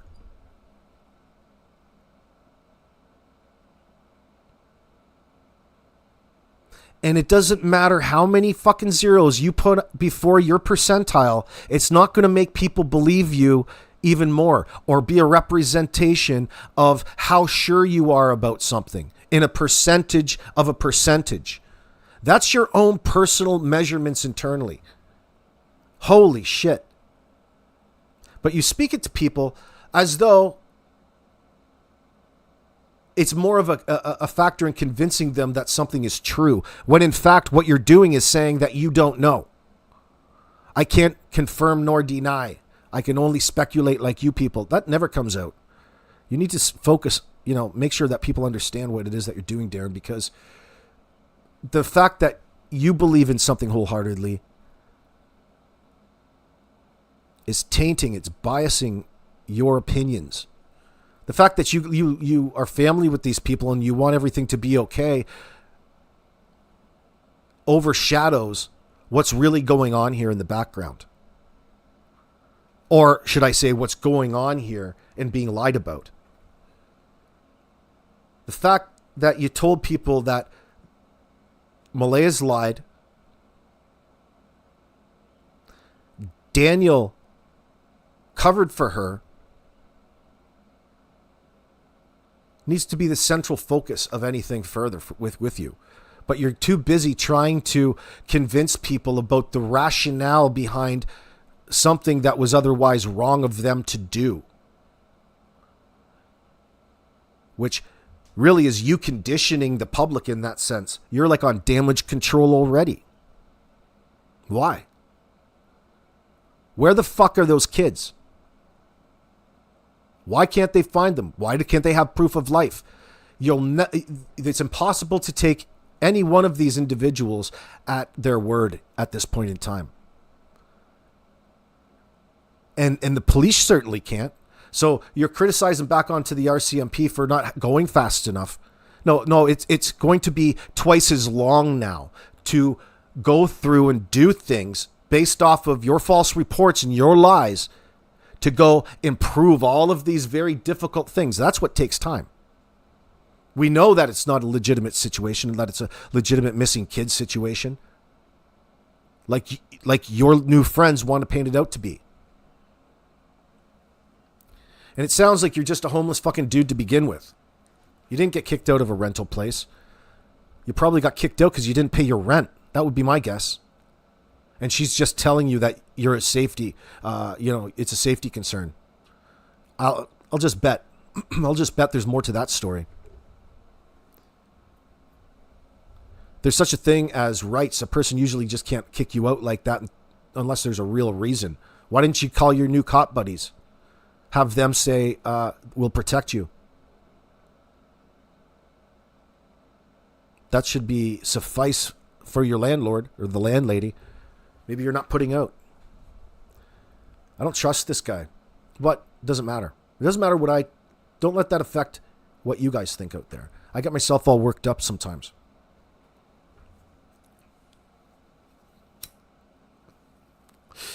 Hey, Wolfie, he changed from 1,000% sure of things to not knowing shite. What the hell?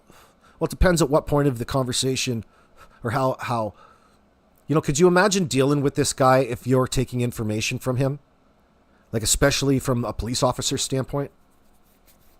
No wonder they told you that if you're withholding anything else, they'll throw the book at you. I'd throw the book at you anyway. Could you imagine having to take information from this guy? You'd almost be certain that he's holding something back. He's overloading you with information. And it's all based around this lie and cover up. But all of the information he just shared with you really doesn't have anything to do with the lie and cover up. It's all of the bullshit, nonsense, unimportant information. So it makes you wonder if he's putting you on it, if he's putting on an act and intentionally doing this, or if this is actually just the way the guy is. And he legitimately doesn't understand, and he's just trying to really do a lot of damage to a scenario and causing the police a lot more work in the end. Because of what he's doing.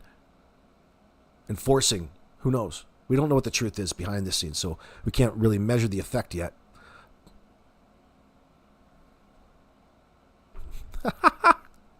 What are you saying, Bonnie Randall?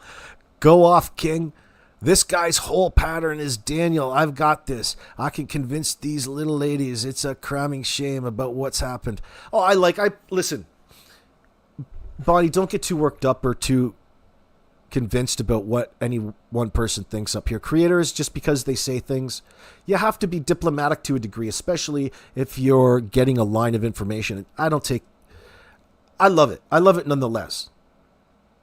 I watch it. But I don't think that all of a sudden the person who's bringing the information necessarily believes all of the information that's being shared at all times. But I do agree that they put an awfully overly positive spin on everything. I did notice that. I just thought that was being cordial. I thought that they were being engaging with their audience a little bit more to that. They're trying to create an environment where there's just stuff that we just deal with in here. For example, what they would consider drama. The drama of it all. Fuck, if it weren't for the drama, you wouldn't have nothing. So why not call things for what they really are? But I appreciate it. People are skeptical of everybody at this point because they know that Daniel and Malaya are lying. You're lying. About what exactly? Well, primarily about whatever you called into 911 about. Shall we get more specific? I can't wait. But what makes this perfect? Daniel, none of them really know this yet because they're in the middle of it. Even if it is just they've created a puzzle, a mystery that there's a real recipe for, especially when it comes to social media and how things gain traction. But hopefully there's no death at the end of this. That's my point. There's no real death at the end of this, so it's not a legitimate situation with the worst case scenario happening. It's all been a lie and a scheme. It makes it extra aggravating for people and more addicting for them to try to figure things out for themselves. More engaging for an audience, and not as shocking and disturbing, which is nice. That's really about all we know, is that they're lying. Wolfie, I think so. Yeah, people want to know, and they're going to figure it out. And that's going to keep it relevant, right? No matter what happens, you're not going to, like Darren Geddes in all of this. I think he's taking a role, right? He's going to, be a very valuable asset in the future because it takes a layer of things away from Daniel and Malaya and the rest of the family that people already know and have developed some sort of trust or distrust towards. But he's a conduit, a liaison of information. He's already dry begging, right? Isn't that what he was doing early this morning, talking about how homeless he was? With all of the important information that he's breaking. He's fucking up there dry begging over there, bro. I don't think he had a payment link, though, so can I consider that dry begging? Maybe he doesn't know that he was. Anyway, he's setting himself up to garner some donations, which is fine. Buy him a lot of donuts up there at those Tim Hortons. We had the youngest man go missing here. Search started and lasted about a week. He was found in the river. I'm sorry to hear that, Prairie.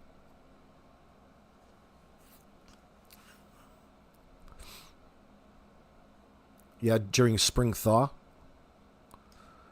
we had a situation like that just outside the city a year ago.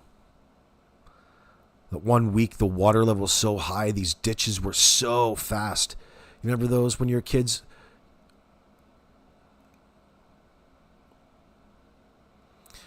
What do you mean, Prairie, this case is making no sense? Come on now. Are you not satisfied with the reasons why it's making no sense? Because Malaya is lying about the situation. So if she's lying about the situation, chances are the children are still alive. Is Darren telling, is he accurate in the sense? Most likely. He's most likely accurate. Daniel's aligned us or me in that way of thinking with his statements on the CBC and afterwards on Dolly's, should they be inaccurate. Like, he's indicating that there was a time during that morning where she was off doing something and then came back to bed. And what he's alluding to is that was the time in which she loaded up the kids, came back. Then a little bit later, she woke up and pretended that the kids were gone, got him panicking. He ran outside. She called 911 instinctively. She's up to something.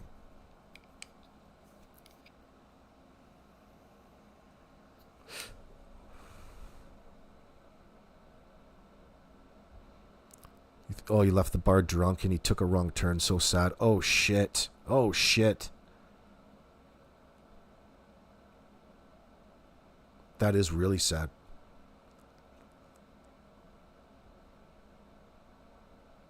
Those are the worst because you're like, Was it legitimate or was it not? Or was there something more sinister behind it? Did somebody predate him? LeKitty LeBlanc, at this point, Darren could be working for the cops, fishing out information. Well, the cops will always position themselves in a way to make it look like that. They're definitely interested in all things people are saying, especially when they don't have any information.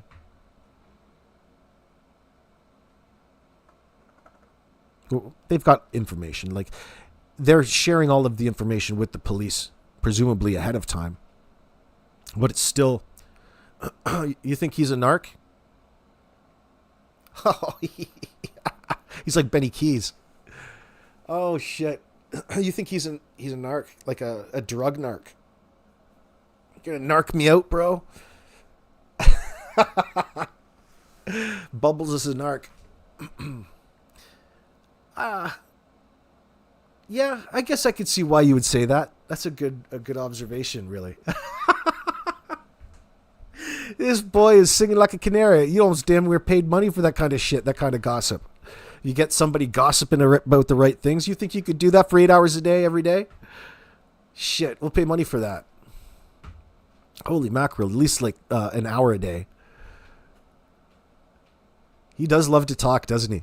That's what it seems like. I think he's like Benny Hill. I think Bubbles is right on, just because of the accent. It's like the character who plays Bubbles like based his character off of this Darren Geddes, or a person just like him. It's a culture thing. I love Nova Scotia, and the East Coast is so beautiful part of Canada, and the people are always great. I'm just taking the piss at him. I like this. I probably would like this guy if I met him, but really, when you have to break down the information that he's bringing, as we're very much appreciative of it, no doubt. And don't stop. Don't stop bringing information, Darren.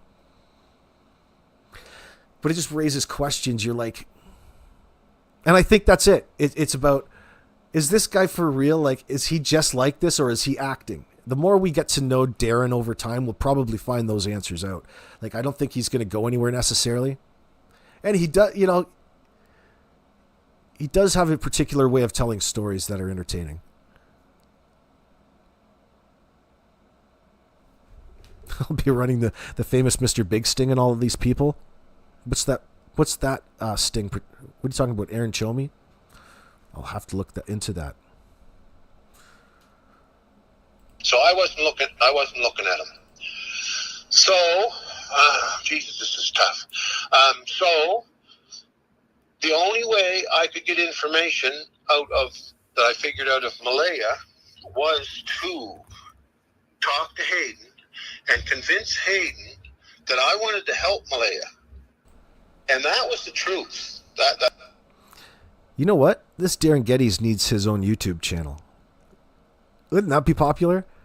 Just get up there and just start talking. Just start gossiping like crazy into that microphone. Every day. You get up there for an hour every day and update people, Darren Geddes, and just gossip like nobody's business into that microphone. Throw up a disclaimer. You'd be very popular. It would help your homelessness situation get monetized. You would have traffic. And no matter what happens with this case, Darren, no matter how this turns out, it's going to have an interest because people are going to be pissed. No matter what the truth is in all of this, there's going to be people who are so pissed off that they'll continue to talk about it, and you can surf off some of that engagement like Andrew Hilton in a way. That I didn't want to get a hold of Malaya to get her in more trouble. I didn't want to get a hold of Malaya for any other purpose than to help her. Maybe we get those kids back in a way that she wouldn't be prosecuted too much for lying about the woods and lying about the abduction theory, which is really the only laws she really broke. That caused a lot of trouble when she did that.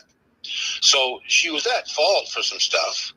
But really shipping the kids out of there legally, if she'd have just they were her kids and his kids. But if she would have just shipped the kids out of there in a proper way, or even if Janie hadn't have been there, she'd have got the kids out of there, and there's nothing illegal about that.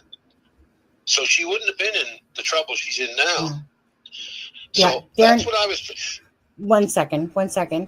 Again... You're saying that the RCMP have programs like that, little sting programs? They probably have some playbooks, I would think. Some go-tos. Hey, we're going to play this play. The RCMP have programs for people like him. You mean like Darren? Look it up. I think it's called the Big Guy or something like that. Was that the name of the sting operation? Now you're going to get... I'll look it up in the background. There's more people, and You're right. Yeah. It's just that we have... At this point... Go ahead. Oh, sorry. No. You and me we'd be like both two bears with broken beaks. We just pecking at each other. Go ahead. Okay. So Malaya's on the reservation with she does take off from Cindy's, and she takes off to the reservation with Meadow. At this time, I'm over and visiting Hayden, and I'm convincing Hayden. Finally, I took him for a drive. And I convinced him that, listen, I'm trying to do something. I told him what I was going to do. If Malaya would have contacted me, I told him what I was going to do privately. Is why I took him for a drive. Because what I was going to do to try to help her was pretty illegal. But I was going to do it anyway. Mm-hmm. So I won't say what it was. Yeah, aiding and abetting a crime. You're aiding and abetting at that point in time. You're contributing to the conspiracy to cover up her tracks. The crime that she... But he was going to do it anyway. This guy... The cops have to fucking just be shaking their head. This guy, I love him. He's admitting to all of these little nuanced crimes that you don't know if he actually did them or not. You know, I was going to do it anyway. I did this. I was going to do it anyway. Whoa. Let's back this up. What did you do exactly? Step by step. Yeah, you're trying to negotiate. Stick your head in the middle of this case. Was this planned for? It's got to be if you're trying to get away with something, Darren Geddes has got to be a bit of a pain in the ass, wouldn't you think? Yes or no? Let me know in chat. Is he helping the person who's covering this up at this point in time by normalizing and humanizing and conditioning an audience to alter public perception, to soften the blow that's eventually going to come? Good morning, Lindy. Oh, shit. What was that you just admitted to? Hold on. At this time, I'm over and I visiting Hayden, and I'm convincing Hayden. Finally, I took him for a drive, and I convinced him that, listen, I'm trying to do something. I told him what I was going to do. If Malaya would have contacted me, I told him what I was going to do privately. Is why I took him for a drive. Why the fuck would Malaya contact? Why would Malaya go and contact? Why would Malaya go and contact Darren Geddes at any point in time? Like, why does he keep insisting if and how eager he is to fucking help? This is some sort of rando stranger who's taking an interest in minor children. Are you some sort of fucking chomo, bro? Like, first of all, you're an absolute stranger when it comes to her kids in that sense. You didn't know who the fuck they were, Darren. Okay? So you're some dude, you're describing yourself as some dude coming out of the shadows trying to save Malaya and liaison her bullshit narrative and lies. Or is it that you're believing she's somehow victimized and you're believing everything this liar is saying and you're turning around and parroting that to a greater audience? And you yourself are convinced of that because you fucking believe everything anybody tells you anyway. Okay, it would seem to me that you put very little critical thought into anything that you're saying. That's neither good nor bad. It's just a little bit too gossipy. Like, you're relying on being ironclad and 1,000% sure without giving any context to the real rationale or reasoning behind your statements. Nobody gives a fuck about how many zeros you put behind that number. It's never going to change. So if you cannot put some rationale behind it, therefore you go to and understand that it's just hearsay in that sense. Why is it so important to you? Focus on that. It's good enough to say that I believe this to be true. Why do you have to exaggerate it into outer space? That level of exaggeration represents a deeper concern that you yourself are bullshitting about the entire thing because you're bullshitting about the little thing. Why is there bullshit needed here? How can people trust you if you're constantly exaggerating? Because essentially exaggerating is lying, or it's away from the truth by design. You have to sell it to convince people. He's more interested in convincing people over a long, drawn-out narrative over how sure he is about something to be true than to spend the 5 seconds it would have taken you to inform you of what it exactly was. You know how frustrating that is to listen to? Holy shit.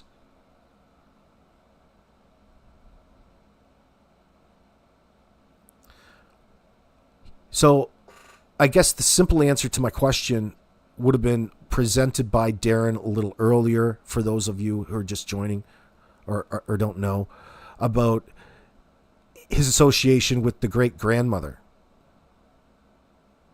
Like, who knows? This is him talking, and he wants to fix everything for this person that he knows in the community. Fuck, I wish I could fix world hunger, but I'm not going to over-focus on it.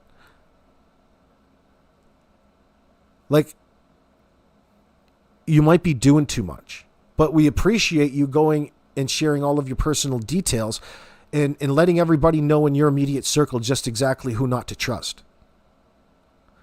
Do you think a person like Darren Geddes is an individual that you could trust with any sort of confidential information? Hardly. Okay? Darren, you spend all your time telling us how these other people are 100% trustworthy when you yourself are fucking ratting on people, tattling on them, and you can't shut the hell up about all the gossip that you hear. It's no different than anybody else out there. I'm not trying to single you out like that, but when you're breaking it down as to the red flags and all of this, it's not necessarily directly meaning that you didn't do it innocently. It's just from an outsider's perspective I'm coming from. That's it. Because look at how wrong I was about Canes in my chat. I can be wrong sometimes. I bet Darren hangs around Tim Hortons. Yeah, he admittedly, Lakidian.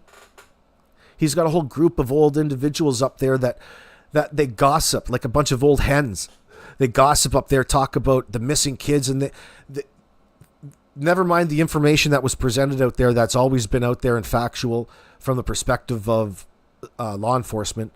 These guys are up there in Tim Hortons talking about this guy killing his kids just a few blocks over. Like the absolute, they're up there misinforming each other and just like stirring up rumors. So you can imagine how in Daniel's head all of this was, right? Like from Daniel's perspective, it was a relief to take the polygraph test because it's just the thing that's consuming him. Not only did his old lady just take off with his baby, but now everybody thinks that he has something to do with the murder of their children in a high-profile missing children's case. Holy shit, talk about a heightened level of anxiety. I could understand why he would be on edge and a little pissed off and eager to clear his fucking name in front of the cameras. Never mind your goddamn kids that you want people to think that are missing. That aren't, by the way. You know exactly where they are, girlfriend.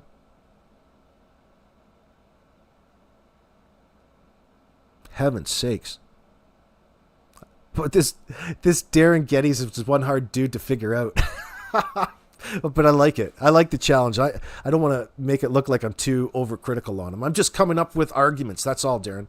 I mean, all of this could be innocent, and he's just trying to be a good Samaritan, because we can all relate to that. It's what makes us, it's what puts us in these live chats and interested in these cases to begin with. We can relate to him with that.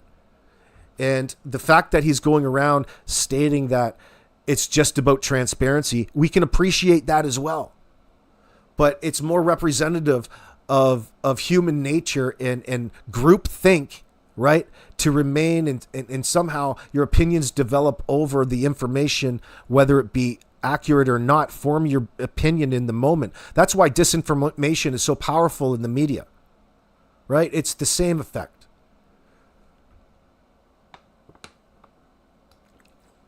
And then you can take it a step further and really ask the question, what is disinformation? When you don't have any of the information to base off of. I always classify it as a malicious act. Disinformation is the propagation and or really leveling over to more of a malicious thing with bad intent. But it's a form of manipulating. Is Darren manipulating us? I don't know. Or is it just the way he is? Does he really like bubbles? I mean, it's hard to say that, it's hard to tell him that Darren, that this guy's up here fucking lying. Isn't he kind of up here doing the exact opposite of lying? He's up here giving you TMI. He's up here giving you too much info. You're like, dude, tone it down about 10 notches. It's fine to go up there and say a little bit. But holy shit, did you have to tell them what I had for dinner last night type of thing? Because you need to tell them everything? Oh, it's all about transparency. But as much information that he is bringing forth, there's that part of me, maybe you as well at home, let me know in the comment section below, that says that this Darren Geddes is too biased now. He's too tainted and he can't see the wood for the forest or the forest for the trees.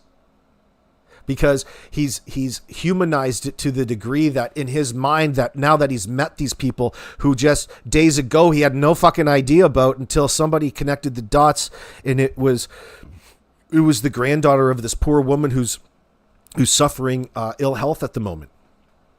Let's throw some loving prayer hands together for Malaya's grandmother and hope she pulls through that. Let her know to overdose on that ivermectin. It might help. I understand that she's going through cancer. Now, Kelly O's in my chat saying it's a distraction, in your opinion? Yeah, what does that distraction mean to you? Like, you got to define that for me a little bit. I think we're talking about the same thing. It's a form of damage control. He's worked himself into a position to be a benefit to people who probably aren't going to want to get in front of a camera that much anymore, unless it's to shit talk the other person or to something.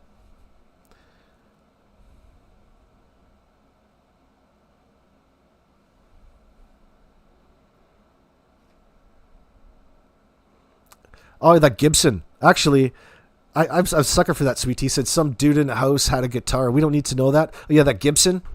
I'm like, oh, yeah, I wonder what it was. Maybe he's just got ADHD in that sense. He's all over the show. Where he was all over the show. But sometimes people get like that when they're excited, right? They have verbal diarrhea. But I was with it. I'm like, ooh, it made me think. I wonder what sort of Gibson it was. I used to have a Les Paul. I'm a fan. So you guys think it's a hoax? Yeah, Kane. Really, the information that last night he came out with, this Darren Geddes, was affirming the fact that Daniel has admitted to him personally that he told a lie. We can go look at that right now, actually. That he lied. He lied on behalf of Malaya. It's a little bit convoluted that he wasn't honest and he was covering for Malaya. And that might be a bit leading because it might look like that, because really he was just going off her word and assuming that the kids were actually missing. Like she was trying to sell this hoax to her partner at that time that she was in the middle of trying to get away from and cut out of her life and end the relationship that day.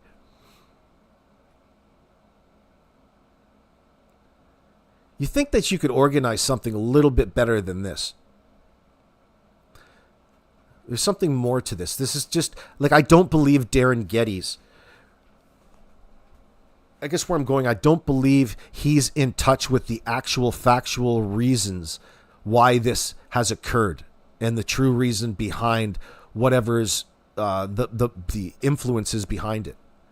He's just some guy who's interacting with two liars, who's believing everything that he's being told by these two fucking liars and interpreting that and coming in front of these gals and distributing it as information.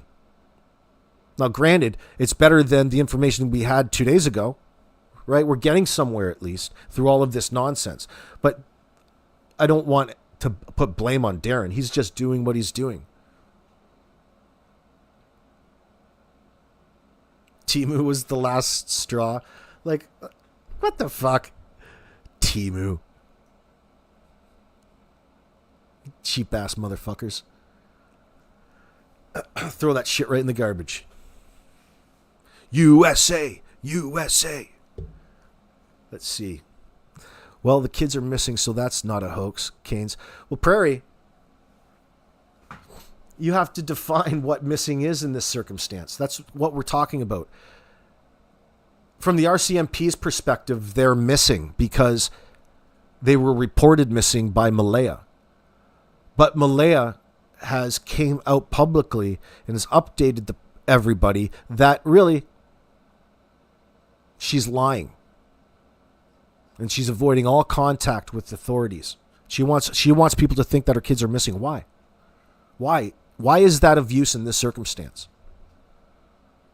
There's still not even any speculation by way of Derin Geddes. I don't think this guy even recognizes the true concern from a legal standpoint, what the concern really is. He doesn't spend any time talking about it.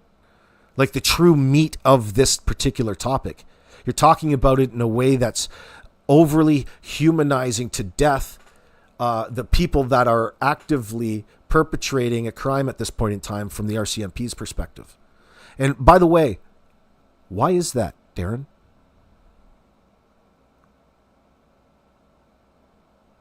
I'll tell you the answer to that. Whatever it is, it's going to be ironclad, and he's going to be 1,000% certain of it 80% of the time. And that's how he'll present it to you. That's what we have to deal with at this point in time.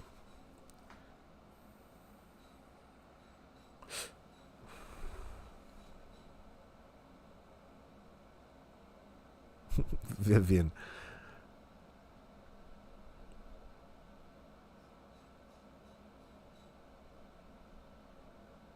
Drive, because what I was going to do to try to help her was pretty illegal, but I was going to do it anyway. Mm-hmm. So I won't say what it was, but that's good enough for now. So he trusted me, and that's how I got in contact.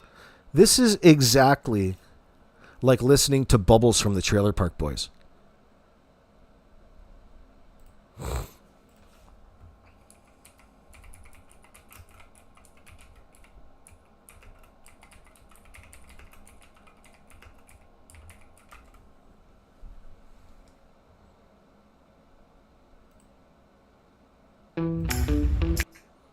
Let me get this loaded up. Hold on.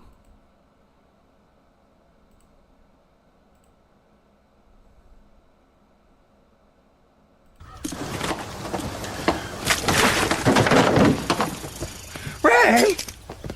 Can you not throw your dirty old piss jugs around, please? Hey, Dad, got you some more piss jugs? Oh, excellent, buddy. Right on, man. Ray, there's got to be a better system than this peeing in jugs. You're gonna make Barb Leahy mad. Barb doesn't care, Bubs. It's an empty lot. It's not like they're right out in the open. Don't worry about it. Way of the road, buddy. Yeah, I don't know if you noticed or not, Ray, but you're not on the road. Your rig cab doesn't move an inch. Way of the road, Bubs. Well, Ray used to be on the road as a trucker, and that's what truckers do. They're driving along, and They've got deadlines to meet. They don't want to pull in and park their truck, walk in, take a pee in the toilet and go back out and get in the road. They just have an old jug and they put their bird in it, have a pee, cap it off, and once it's full, they just drill the fucking thing out in the highway. I mean, I don't agree with it. I see where they're coming from trying to make their deadlines, but Ray's been firing them all over the park like he's still driving a truck. Oh, that's fantastic stuff. That's fantastic stuff. Whoops. Where the hell am I going here? Contact with Malaya when she was on the reservation was through Hayden. Hayden asked her if she'd meet with me. Initially, she said yes, and I was so happy. The reason I needed to meet with Malaya at that time, specifically at that time, I had gone through everything else, and I knew what happened in the yard. I knew what happened in the driveway for sure. And by the way, I fully remember when I was telling you guys that I had 1,000%. You could make such a funny show. You could make such a funny show just with him describing any fucking story and cutting, you know what I mean? Just narrating and leading the viewer into the next segment, describing the scenarios and things. And the scenarios as they play out are completely, different than what he's making them out to be. Proof sometimes of what happened, because what we were talking about at that time was that the only people that would know this would be Daniel and Malaya. Yeah. And if you'll remember what I was saying at that time, no, I got another source here that's very reliable, dependable, and truthful, and that I've got it. But at that time, really, you know what he's doing from a law enforcement perspective? He's sitting here admitting to conspiring right now to help her maintain whatever illusion that she's portraying in front of the media and the RCMP. Isn't that bizarre? Obviously he's cognitive of it because he's acknowledged it, but he's really letting you in to all of the thought process behind conspiring, like the details. No different than if you were to actually really set up something in this circumstance. You're talking about something that's illegal, man. Like, why are you even entertaining this at this point in time? Why is this important? Why is this important to the story? I can't figure it out. It's mind fucking me a little bit. The guy cracks me up. Janie told Janie, listen, out of all the McKenzie people, and there's some tough boys in there, I would rather tangle with all of them at the same time rather than Janie. Because if Janie turns on you, and if you betray her, she'll blow all through you so fast that it's unreal. She is one good, tough woman. Now, Janie, this fucking guy's telling you that he wouldn't mess with Daniel's mom because she's one tough lady. Like, did we really need to know this shit? It's like going around on a goddamn roller coaster with this guy. And if you're like me, it just makes me laugh sometimes. I'm not holding it against him. It's just his way of telling a story. It's like you get into a conversation with the fucking guy. You get into, like, anybody at work, anything, when somebody is just telling you a story. And then it ends up, you anticipate the story has a certain length and maybe that you can have some input or there's a conversation to be had. But it ends up being like this 20-minute long ramble about the fucking weirdest shit ever, just out of nowhere. That's what it's like talking to this guy, I bet. See, I had to go out to see Daniel a few times because there's no phone reception out there, and you know me and my flip phone. Yes. So I had to go out. So I went out a couple of times to talk to Daniel. He's got to say all of these good things because he's essentially homeless now, so he's got to overcompensate. He's got to really butter up, especially the women who cook. That'd be a real benefit to him now. With one good, tough woman. That's one tough, good woman there you got there, Daniel. You mind if I move into that trailer of yours, boy? I heard you got some space now. You mind if I move up on in there? That's probably what this homeless bastard was trying to get in contact with you about, trying to assure that there is a vacancy in that goddamn trailer so he could live near Daniel's mom, try to get in her pants. last time I went out to Dr. Daniel, here's what I had to ask him because it was bugging me, and I just kept forgetting to ask him this little tidbit. And I asked him, listen, if you were out in the driveway with Malaya and the kids, and you knew that the kids never went in the woods, you knew that Malaya had shuffled them off, why were you telling all the press, why were you telling everybody that you were searching through the woods, right? And he said, I still love Malaya, and I was trying to cover for her lie. And I believed it. You can So see whether it. it was right or wrong, I did believe that. So that's all right. There's the point I'm at there. So anyway, Malaya had agreed to talk to me. The reason I needed Malaya, she was the only one there, other than she was the only one that I knew who was there for sure when the kids got shuffled off. So let me get this right, Darren. You think that you're going to the person who is lying about this situation, who's obviously doing something, calling the RCMP on herself, and you're openly, publicly admitting and talking about the story when you went over to her house and asked if you could help. Is there anything I can do to help? Like, it's contradicting to want to actually resolve the situation at hand. If you're going in and admitting to wanting to help somebody get away with a crime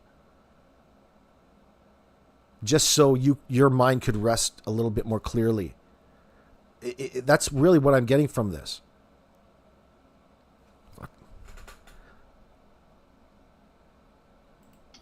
So she was the only one who could tell me who was either driving that car or who was all in that car. So you expect Malaya Brooks Murray to just tell you all of the information that you need to go to the police and foil her plan in that sense? You thought that she was going to tell you where the kids were. The information that she's actively withholding from the public at this point in time. The thing that she's lying about. The whole premise to this is she wants those kids missing. She wants the public to think those kids are missing.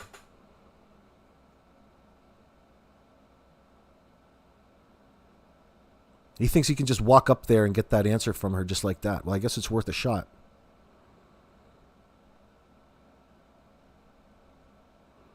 Wolfie says, these types of people always corner me at the stores and checkouts. Oh, yeah, you know where the worst is? The restroom, the toilet. You're like, you know, there's probably a better time and place than conversations in the bathroom, dude, especially if you're in the stall. They tell you their whole life story? Oh, yeah. Yeah, you know the types. That's what I needed to know. First, and I told Hayden that's what I needed to know. And if she told me that, I'd go get the kids back, and we'd do a deal where I'd probably give some false testimony, and it probably would have turned into an abduction then, and then the abductors probably would have... This fucking guy.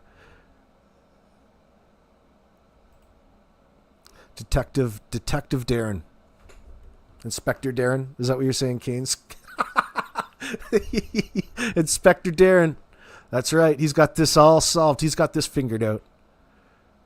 I'm not sure that you do. I'm not sure this Darren is on the same wavelength as everybody else. Is it me, or does there seem to be like a detachment from reality from your perspective as well? Like, it's all fine and dandy. He's bringing us information to a certain level. Like, he's really telling you that he's just made a couple, in other words, he's told you that he's made a couple of new friends named Malaya, her brother, Daniel and Daniel's mom, and he tells you his whole history on how he came to really decide that he just fucking loves Daniel now. Well, big whoopity fucking do, pal. Why do I care about how much you like these people? What the fuck does that have to do with the prices of onions in China? We never get to these points. That tells me that Darren Geddes is not lying, but he is, you know, what we were talking about, just this gossip queen from from the local area, or he's really impeding on the case. No wonder you got fucking death threats, man. He's divergent, right? Well, he's creating a divergence. He's an instigator. Actually, maybe he is working for the RCMP in this circumstance. You think? They would never admit it. That they'd be admitting to something probably that you could consider maybe wrong or illegal or controversial. It's not like you would ever hear about it anyway. but it's just when you it's difficult to consume and then take it into consideration with what the problem is at hand. And we're taking out the Jack and Lilly for a moment because of the admission by the parents that they lied, really, essentially, and I'm summarizing it for you, but it means the same thing, that they lied to police about this. Police are still going to have to go through the motion. They're not going to all of a sudden just change everything and write a little apology letter for you and pat you on the back and maybe come visit you every now and then. No. There's going to be some sort of accountability in all of this, and shit flows downhill. Unfortunately. There's nothing that you're going to be able to say in this circumstance at any point in time that's going to okay throwing out the warning bells, then getting in front of the goddamn cameras and begging people with no context that you require an Amber Alert to help embellish your lies, girlfriend. Like, what you did was cold and calculated, not just to Daniel, but to the public. You're a danger to the public. Okay, girlfriend?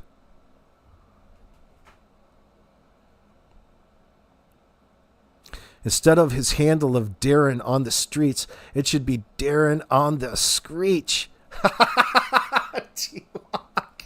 Oh, I love Newfies too, man. Oh, they hypnotize me with their storytelling. Fucking make me laugh. I think that's the whole point of it. I think that's why Newfies tell stories like that. Because it is hypnotizing and it's extra funny when you put things into consideration normally. But we're talking about Jack and Lilly here right now, okay? But I guess I don't mind laughing like this because at the end of it, I don't believe the kids are passed away. I believe that there's a whole lie being like a psyop operating out here. We've got to figure out where the bullshit is, and we're on the right track. So what does that tell you? Not just us here, but the public perception. People are figuring her bullshit out. It's just a matter of time before the facade falls. And Darren doesn't have a whole lot to do with it other than telling you he's involved in every fucking thing. Isn't that what he's saying? Darren, is this you coming out and saying that you want to be involved in the conspiracy to cover up and paint this false narrative for the public? Out of concern for a couple of kids at this point in time, knowing that everybody's lying. Like, is he born with his head up his ass? Like, it's like he can't shake that initial feeling of, like, the kids are just, we need to find the kids. Come on, dude. Dude, she's lying. She knows where the kids are. Therefore, why the fuck do you need to figure things out? You ever thought about that? I fucking love this guy. This guy.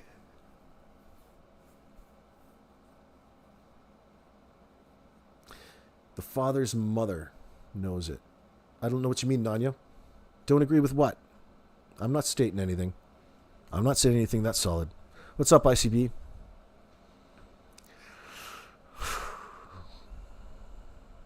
Given me the kids back, and we could have got them back, and maybe helped her some. But anyway. So the question is, why is he eager to get the kids back?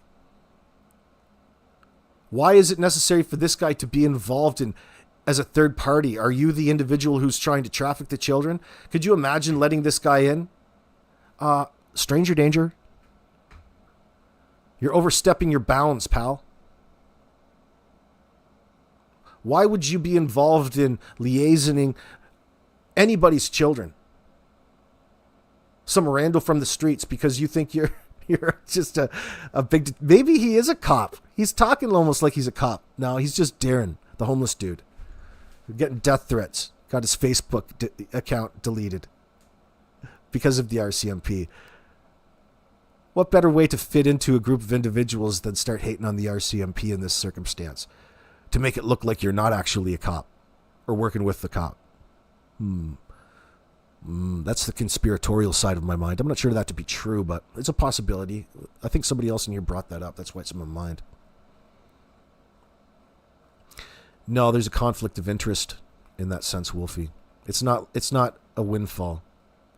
There's all kinds of stipulations around that $150,000, and one of them are going to be a conflict of interest, because that money is considering these kids are taken, covering the worst case scenario. That money is for information leading to the whereabouts, to go past the stories that they already had, to show you that they're doing something. Darren has no chance, especially because he's a relation, to win that particular windfall. He's not getting any of that money ever. If it was that easy, do you know how many people would be doing this in a fucking year? This would be 5 times a day. Because just the sheer, the attention of it all. It would be easy to get that money. People would be setting up their own scenarios to gaslight the public with. Oh, but we found the kids in this circumstance. Yeah, you fucking, yeah, no, you've got to deter this sort of behavior.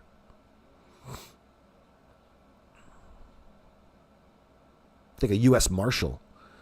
Like, he's been watching too many Clint Eastwood movies. This is like the jack of all trades. He's doing everything, including the criminal side of it. And he's admitting it to everybody for the sake of telling you a story. Like, I can't nobody's that stupid. So there has to be just a certain level of embellishment to this, you would think. I don't know. Way, that's half our excuse on that one. So Malaya agreed to talk to me, and then, from what I understand, Hayden called me back, and he said, well, she changed her mind. He said, and I know what happened, but there's no testimony really to what happened directly, so I'm not going to say, but I'm sure her family was strongly advising her around her to stay in the protection of the resident. Yeah, that's a great point, Lacadian. That's what that mustache is for. When you see a dude with the booze nose and a really trimmed mustache like that, it's generally a narc or a cop. A dude who wants to be a cop. Maybe that's what he is. He's running around like CCW in the 1A community with the scanner, a police scanner, jumping to everything. Well, that's not how he introduced it, though. But he's got this full story.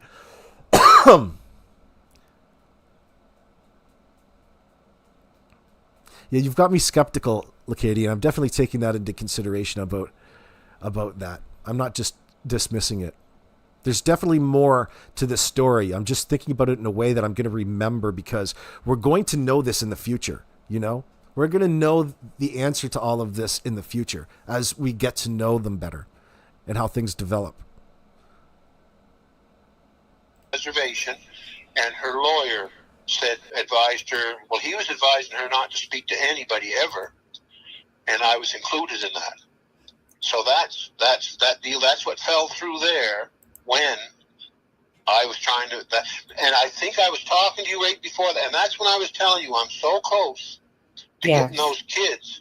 That was the point I was at when I was telling you that, and I was excited because all she had to do was tell me one name of the people that were in that car, and I already was sure I knew. I'm still sure I know, but I can't prove it, so I won't say it. So that fell apart on me. So that was towards, when was that? What?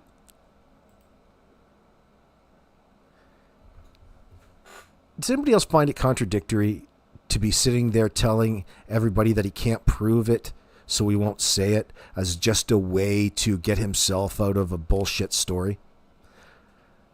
Because that goes without saying at this point. All you have to do is say it once.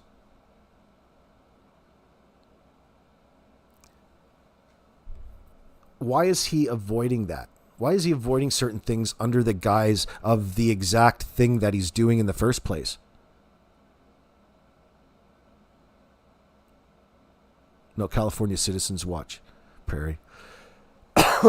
But associated, just like I can't remember his name out in BC. Why all of this? Why would the RCMP let this going on with this Darren? They want to know where the kids are.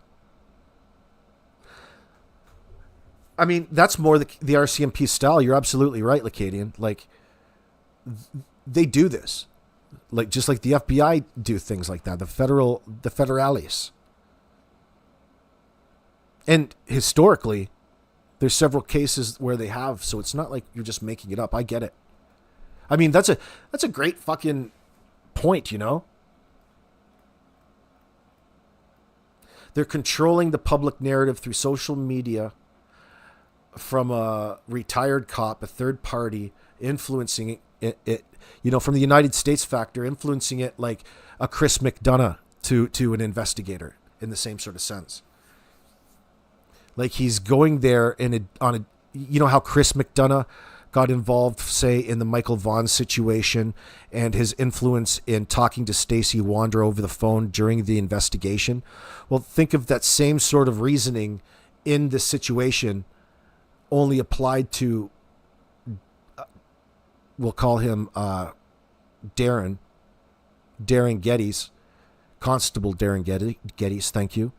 You know, undercover, maybe working for, on behalf of the RCMP, engaged in all of this. It would make sense. They could do that. In effort to really effectively, I guess in general, you're trying to extract an admission to all of this. So he's come out and he's acknowledged the lies and the cover-up, which aligns with what people were skeptical on the surface. People were calling that out during the time. Hey, Nasty. At the time it was happening. So it's not like he has any special knowledge. But he's just affirming what people already suspected.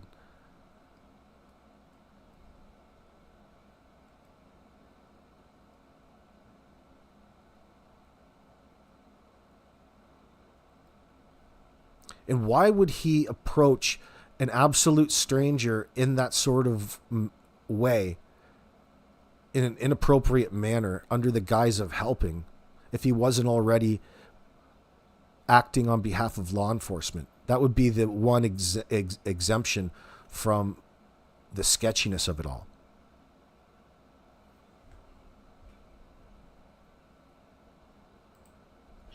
That was towards Thursday, I think, of last week. Okay. Yeah. Okay. So I was disappointed. I thought, oh, I'm screwed. I'm at a dead end. But then I got thinking. I couldn't sleep. I'm laying there not sleeping and looking at the ceiling, and this is all going through my head. So I thought, oh, just wait now. One little thing flashed through my head. There was a girl right at, when this just happened, landed. Now she landed, I think she landed with Cindy and her. Do you know what else makes me think he's probably a cop? Is that's who he's sitting with up at the fucking coffee shop at the Tim Hortons, eating all those donuts, gossiping. Remember how we were teasing about that? Like he's up there? I think you're right, Lacadian. This Darren Geddes is probably acting on behalf of law enforcement. I'm even more certain of it now because he's relating the story, and you could almost see the alignment with the lifestyle of a police officer, because one, the only people taking up those Tim Hortons gossiping like that are all the cops, especially in small town Canada. Yeah, because this whole thing with Darren doesn't make any sense unless, right, Lacadian LeBlanc? You're right. You're fucking absolutely right. Man, I wish I could give you a prize right now.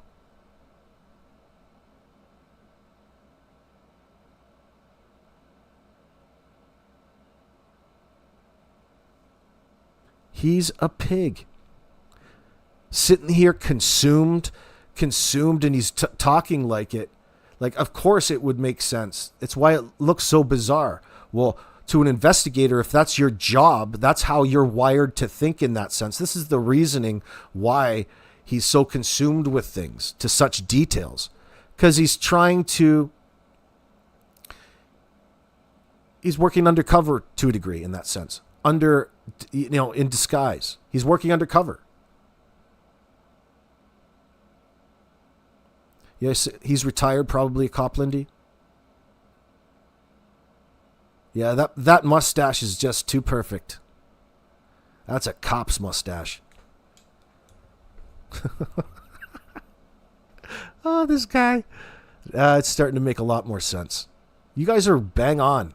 Her husband, or she landed right at the same time, and she was supposedly a friend of Malaya's. So maybe Malaya called some girls, and what better way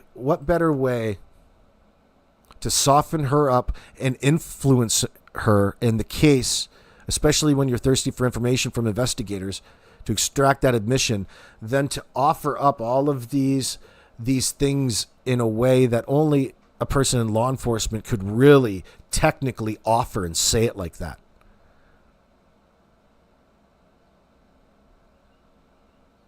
Not really. Has anyone looked into him receiving death threats? Fucking cops get death threats all the time. So he could be talking about this, and it's just old hat. He's just painting a picture in that sense. Some old school detective work, isn't it? and they come in by themselves or whatever. I'm not sure who they came with, so I'm not going to say that because I don't know. Okay. But this one girl, she was a friend of Malaya's. Now, she's the one they call the psychic. She was stating right in front of the cops and in front of the other girl. See, this is another little statement that fits into being a cop. Cops love to get in front of the public and relate to them by admitting that they're working with psychics. That way it creates a level of distance that gives you a carte blanche to subscribe to a magical thinking, allowing you to fool the listener and really emphasize some possibilities that you know that the other person would pick up on. You know what I'm saying?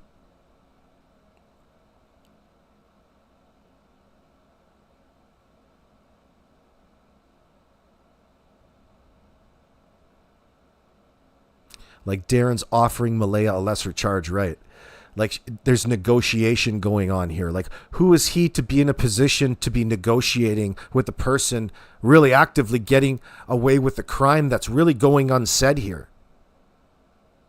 Is he really clueless, or is this mofo a cop? I'm starting to think the way that you are. And that would make a lot of sense. Well, how could you offer her, Malaya, a lesser charge? Well, by using the word hopefully. You put in hopefully before that, you know. Don't know if it's going to work, but maybe. Girls, and now I can say this is the truth because there's a lot of people heard this, and she was stating that the kids were getting tucked in nice warm beds in New Brunswick right at that point. And Janie, now see, I promised Janie up to this point that I would not say who Janie was. Hi, Janie. So even up to the other night, even up to not long ago. Yeah. And then Janie, I and I know I made myself look bad when I was telling you guys, no, there was somebody else. I got a good source there. Yeah. That backed up what Daniel was saying in the driveway. Janie. And right to the, Janie even grabbed me and took me for the tour. She showed me exactly where they come out of the house, exactly why the boot print was there, exactly where they went to the driveway, exactly where Malaya was parking, sitting on her butt in the grass by the wood pile for a little while, like right down to the T. And there's nobody. Like really, he's going through the steps of a proper investigation and checking out somebody's story or somebody's claims. No different than it would be to a responding officer.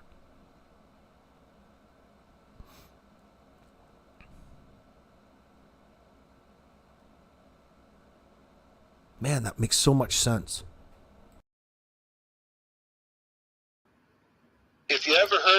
in your life, you heard it there. And she made the same statement. Here's another thing. She did the same thing with the major crime unit. And this is what pisses me off. One of the things that pisses me off. She walked them right through that whole thing. Now, Daniel was telling her this story. Janie was telling them this story. And yet they still went on with this. Anyway, let's not say what they did. And do you notice how Darren, Lacadian, you notice how Darren on the CBC interview described why he doesn't think he's a suspect in this case anymore? They wanted to really make a statement with that, with a conversation between the two. And here you have Darren, who were suspicious of working on behalf of law enforcement or himself being a cop in law enforcement under an assumed name.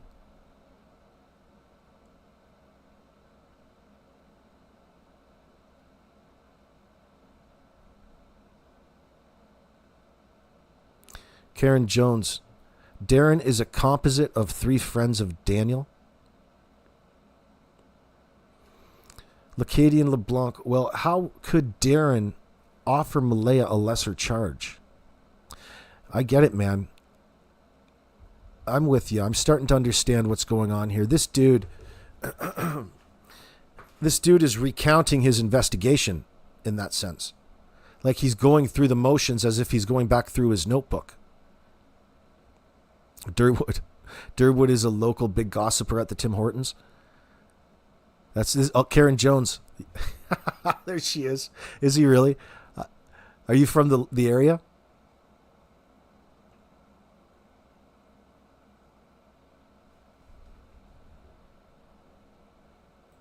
For now, because Right. I don't know exactly. But anyway, you know, they never questioned this girl. They should have had. Why didn't they have like body cams on? Why weren't they in something like that? Do they have body cams here?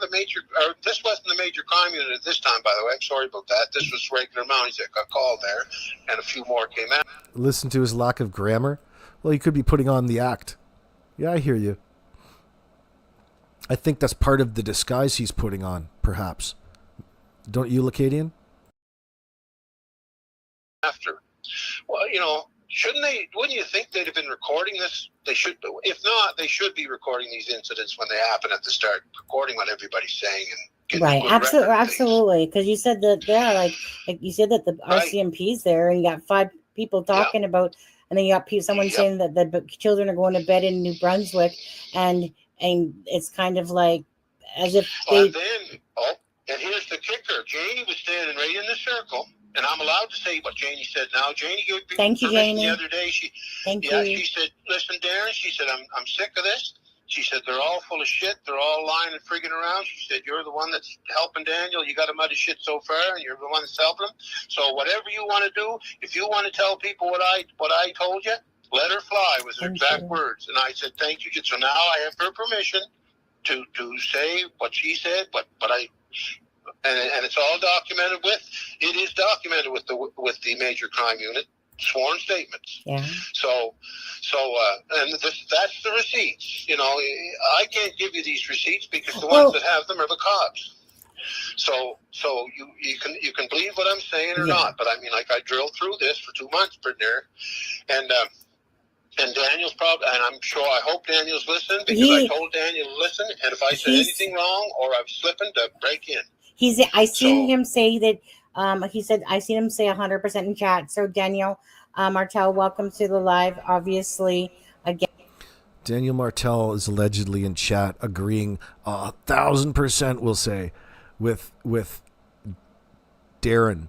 Now, why would Daniel in this circumstance be agreeing wholeheartedly, anytime endorsing without question this questionable individual? Probably because he himself is a cop.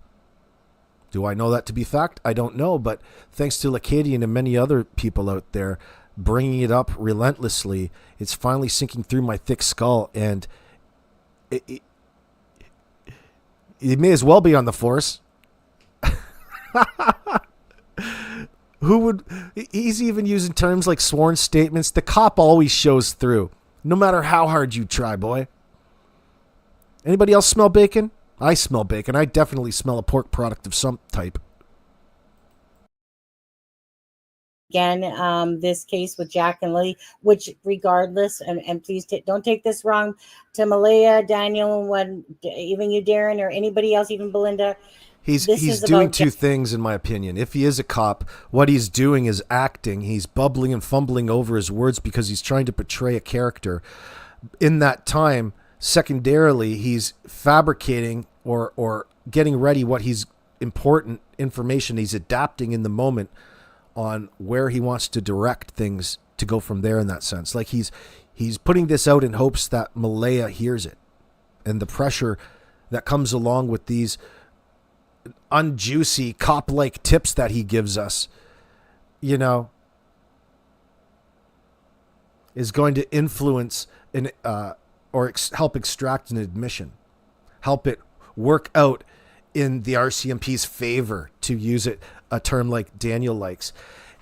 And you walking around just giving this rando dude, this gossiper, this fucking weirdo, 100% of your credibility, one, makes you look totally sketch. So the dude has to be a cop. You're going along with some agreed upon plan, and there's nothing wrong with that. Actually, the more that I think about it, there's nothing illegal about that. There's nothing wrong with preparing before getting in front of a camera, by the way. In fact, you can go a few steps further. Yeah, the Mr. Big Sting. Lacadian. Hold on. Fucking guys, just a second. Let me pull that up. Jack and Lilly. This Yes, is it is. one. Yes, it is. 1,000,000,000% about Jack and Lilly first. And one of the big reasons I'm saying this now is because I want Belinda to know everything I know. Absolutely. She deserves to know what I know. She deserves and she can it. judge it. She can judge. And you listen to him, it really aligns with what you would expect a homicide investigator or a detective to really want to portray in an actual situation. Like, there's zero room of error. Like, he's losing people in the bullshit. He's blinding us with bullshit.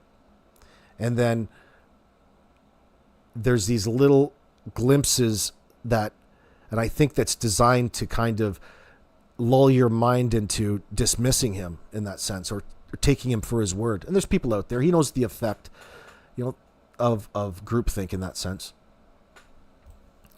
I think you guys are right. Hold on. Let me see. Judge it, but she can deserve that. And Belinda, you know what I mean. You know, you know me a little bit. You know what I'm saying. So anyway, at this point now, okay, I understand. I'm thinking, okay, Malaya's been living with Cindy. I mean, they're mother and daughter, right? Yes. Surely the Jesus Malaya is telling Cindy something, right? Right, Cindy. So I called Cindy, and I said, okay, Cindy, listen. There's what do you know, Darren? And I said, well, I know a little. I said, I know a little, and I said, let me see now. I remember accurately. I said, Cindy, listen. There's one little important piece of information I need to know off you. I said, do you recognize this name? I gave her the name. She said, yes. And I said, okay. Now, there was a girl that came around there right when you guys were having your arguments, and it was like a circle of people, and the cops were there making sure nothing was getting violent.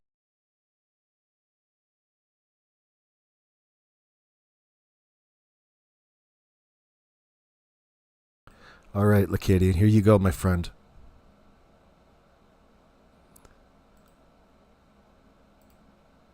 I'm going to change the title in honor of you. I'm going to add a little something. Mr. Big Sting. Mr. Big Sting alert. Let's see. The Mr. Big Sting alert is an undercover police operation developed by the Royal Canadian Mounted Police in British Columbia, primarily used to elicit confessions from suspects in cold cases, especially homicides. It involves RCMP officers posing as members of a fictitious criminal organization to build trust with a suspect referred to as the target and manipulate them into confessing to past crimes. Below is a detailed explanation of the Mr. Big Sting, its methodology, controversies, and recent developments based on available information. So this is just a general description of what could possibly be going on in this situation, but you can never tell at any one time right in the moment, okay? But listening to Darren share these particular pieces of information, we're only confused because of who he claims to be, and he's blinding us with his bullshit. Okay, there's a methodology behind these appearances, the information or lack thereof, the slow choosing of particular pieces of information to come out with. You can see the tactics in real time. We're dismissing Darren for being a douchebag, but Darren is a douchebag because he's a cop. And that's what we're really seeing. We can see the investigator in him, and we love him. I'm just kidding. I'm just being hard on the thin blue line in that sense. But no, I respect it. I can see it. I don't have a problem with it. So that's what's going on here. That's what doesn't seem right, and I'm certain of it as well. Could it be voice cloning in an advanced RCMP digital tool? Karen Jones, quite possibly. I mean, why wouldn't you just go that much farther? You're doing a little flexing. I mean, as long as you could keep it, and it wasn't going to, all of a sudden one day give the person away in a bad way. All it does is just keeping memory in your system. You can do that with Voice Meter. You don't have to get anything real special. You can just get some. Screaming Bee has it online. They'll have their own little approved applications and things. But yeah, they're just that devious. Of course. Why wouldn't they? They're using it to their benefit to elicit a confession, because it's probably in the Crown prosecutor's best interest. It's probably by direction, I would expect. They're all in cahoots, recognizing the situation that's at hand before we are. In this particular individual, we have a right to be questioning him, and he doesn't look right the entire time, because what we're really doing is calling out a cop who's undercover. Well, why'd you just say so? Oh, shit. But they probably don't want to be scrutinized in real time and have that added pressure, so please don't troll them over it. But of course, you're never going to know. It's all about the conversation. You're not going to know until after the fact. But it's looking like that. And why wouldn't it be? This is just the type of situation, because the question at the end of the day is, why did she call 911 and report her kids missing, when there's so many different ways to do what it is that she's doing in a less resistive path? And we brought up that scenario last night, and we don't know, because we don't know everybody who's involved in this little escapade. And as soon as they broke, as soon as he got knowing Daniel in this circumstance, those two guys parrot one another. So it tells me that they're working together in the background, and he's a lot more important to this case than you think he is. Just running under an assumed name, because we don't know any different.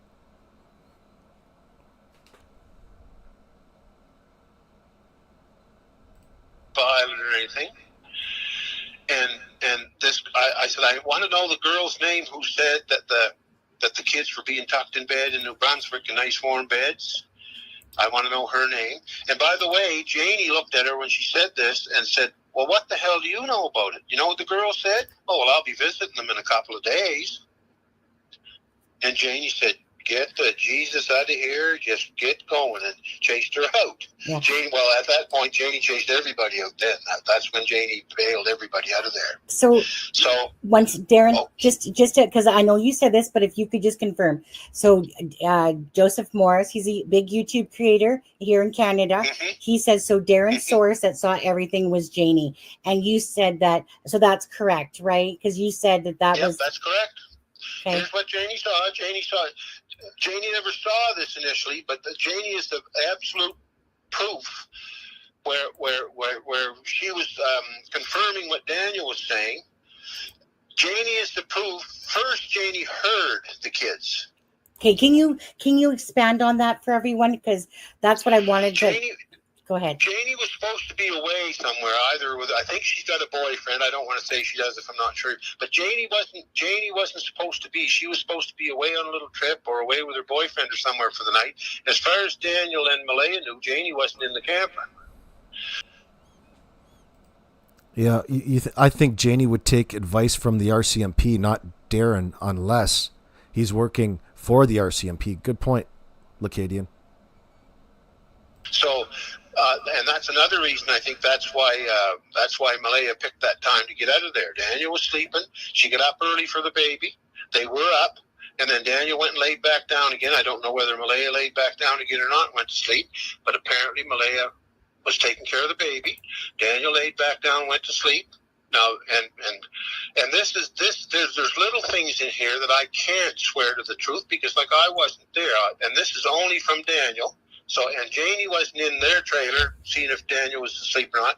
So, and I don't consider this important because from what I know from there on, Janie was in her trailer, and she got her dog with her. Look into it, Prairie. Now, Thanks. Lily, I don't know whether you saw the birthday party in that Yes. video, but when Lily gets excited, she starts that little screaming. Yeah. And I mean, I think it's kind of cute myself, the little bugger. But anyway, so what Janie heard, she heard Lily doing a little screaming thing, and she heard Jack doing something, saying something or something, and then she heard shh, shh, shh. And then her dog started barking. She woke up. She got up, woke up. So anyway, now this is where Daniel and my rendition of this little, and see, I think it's just a memory thing. It's not my rendition of and Daniel's. Our opinions differ a little bit here, just exactly. Okay. Anyway, I'm going to say my rendition of what I understand, what Janie told me. Janie, her dog started barking, and she knew the kids were out in the yard, and she knew Malaya was taking them. She knew Malaya took them out the back. She could hear them walking, took them out the back door, outside the fence, onto the driveway. And where the boot came from, that driveway's harder than nails. But the night before, Janie, there was a pothole and a little ditch on the far side of the driveway. You're right about that too, Lacady. And remember, all this will end up in court. No way the RCMP would let the info from Janie go out unless to cause pressure. Right, well, think about the pressure that the information that he's brought out would put on Malaya, who seemingly wanted people to think that her children ended up missing, and she bailed right away.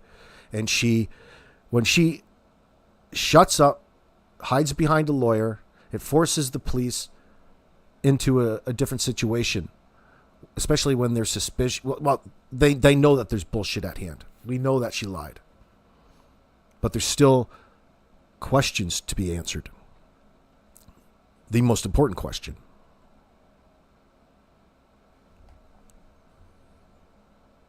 Driveway, and Janie herself was out with the shovel the night before, filling that little ditch. And they're playing it out as though they're just another, it's part of just the YouTube true crime. It's a great way, it's a great cover for police to operate and create pressure on the person trying to perpetrate the crime, because silence is their best friend and not speaking is their best friend. That doesn't just go for her, but that goes for everybody else. And they can speculate and guess because their chances of guessing right are pretty low, unless somebody comes out with key information that puts pressure on them behind the scenes to have to adapt and change the way that they have to operate. Unintended, it's unintended, and the cops can adapt to it relatively and act just, with impunity, but they already do nonetheless. But my point is act in a place that's effective, that people are more forgiving about who that person really is. They're just thirsty for any sort of information. And when you bring something just a little bit that's accurate and you're working with Daniel in all of this, who everybody's already committed to emotionally in the case, it's so effective. It has to be what we're looking at. You guys are right. Pothole in, and it was raining the night before, and the gravel and it's muddy gravel. It's not really good clean stone and that, and it was wet, and that's why the little one boot print got sunk in the mud right at the edge where she was fixing the driveway a little bit. And then she showed me it, told me all about it. This is like a little Shakespeare. It's like Shakespeare in a way, because there's a play within a play. And that's where your mind should be watching this at. There's a psyop, a psychological operation happening within this whole case, acting out over social media. And as long as they don't give up their cover, and how is that ever going to be given up? They're approaching it in the safest manner possible. It's a good tactic. Show it, and so she said that's when she came out. She said she knew. I mean, she heard the kids. She knew the kids were supposed to be there, and she came up to Malaya, and Malaya was standing there with Meadow on her arm, looking at the phone, and Janie looked at Malaya and said, "Well, where's the kids?" Because she knew the kids were there. She just heard the kids. Where's the kids? And Malaya sort of looked stunned. And then, just wait. And the next comment she meant was, "Let me see if I get this accurate." Okay, how long have they been? Well, I'm with you. Where's the kids? Oh, she said they're in the woods. Malaya said to Janie, "They're in the woods." Now Janie swears to this. It's all documented. Right. They're in the woods. Well, how long were they gone? 20 minutes, she said. So there's where. Then Daniel came running out. There's a little mix-up here in Daniel's memory and mine. I don't know whether he was sleepy or I got the idea, but I checked with Janie two times on this so I could get it right in my head. So anyway, long story short, and maybe a little error in there somewhere, was that was my main finishing proof that Daniel never killed the kids. They were there alive, around 8:30. Acadian says, "See, he's got a notepad. He is a cop, man." we won't blow your cover there, Durwood. Yeah. It's all right. You got to do what you got to do to extract this admission. I mean, it's fun to watch, no doubt. But at least now we know why there's something up with this guy. I'm happy we are, and it's the fact that he's a cop. But no, it was later than that. They were working on behalf of the cops. Janie's got this timeline all documented on her phone. She was that smart. Ron, her son brother had called her at 6:10, and she got that call on her phone. She called him back like about 6:20 or so. She was halfway awake, and when she come up, yeah, he's rolling down his notepad after like you're writing down in an interview. Got the times right down, got everything right down. He's really putting the pressure on her. How does this guy know so much? Oh, I have to come out and say something now. come out of the trailer, she checked her phone, and she got the time of that. So as far as timeline goes, Janie has it right down to every minute. Can we talk about that for a second, Darren? Because I want to say to people in chat, okay, people keep saying, well, the stories keep changing, etc. It's more like you're getting more information instead of it's kind of like as we've been going along, you guys, it's more like taking. What's this? Oh, I'm just kind of speaking to the audience for a second because I see a lot of people saying, oh, the story keeps changing. Okay, you're talking about between Malaya and Daniel. That's one thing, right? Because obviously it's that home that's where the children disappeared from. But I want to say to the audience that we started off with a little mountain of information, right? The whole point was we all just kind of wanted to understand what happened that day. So instead of, some people are saying that the stories keep changing, but it really, to be honest with you, it's more that you're getting more information to make it make sense. Okay. So that's the difference. So that's what I'm saying. You know, if it wasn't, I don't know what you mean by that, but no, yeah, I'm talking to, that's for the audience, because the audience, some of the people are saying like, oh, the stories keep changing, but that's what starts. that's what starts. These goddamn idiots that know nothing.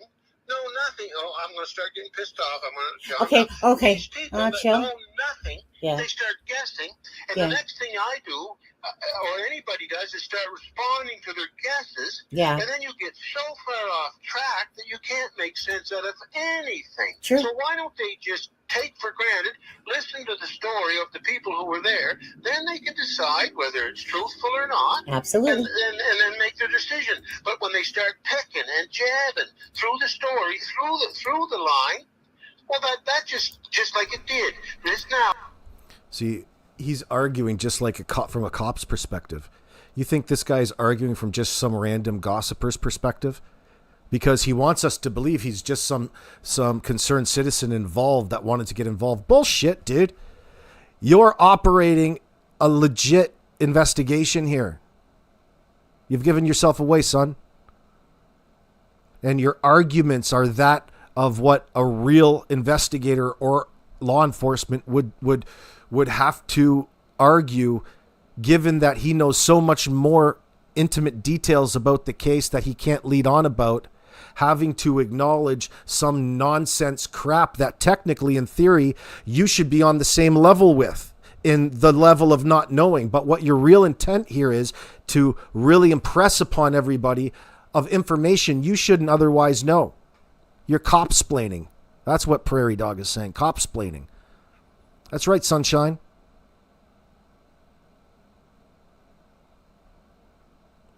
Angry Rabbit says, I don't think he understands he's gaslighting himself. Well, fuck, he's not very good at flying under the radar, I'll tell you that much, old school. He's a fucking boomer. There's so many better catfishes in my audience than you, Copper. So why don't you just get to the point instead of trying to give yourself away? Very undisciplined of you. Now it stopped us in our flow of putting this information through. Okay, now, yes, now, sorry. So now what I was asking you, and this is so true, guys, okay? You know what? And this is what we said. So when me and Charmaine, had released the information. Now it's making sense. Now it's making so much more sense of why they would completely disregard, for example, Karen Jones' skepticism of Darren Geddes, of this Officer Geddes, of this guy who we've already outed for flying with multiple names. Using a little bit of reverse psychology, this question still remains, okay? It's not changed. You've not okayed. You've not proven yourself. Dude, you're a heat score. Why? Because you're a cop. So stop pretending otherwise. Nobody's saying that you have to admit there, Officer Bubbles. I love it, Keynes. Nobody says you have to admit to being a cop, but don't pretend to try to put your fucking opinions that are so far out of place and giving your ass away ahead of what you're trying to do here. Just get on with it. You can't take a little criticism, son? What's wrong with you? You touchy about something?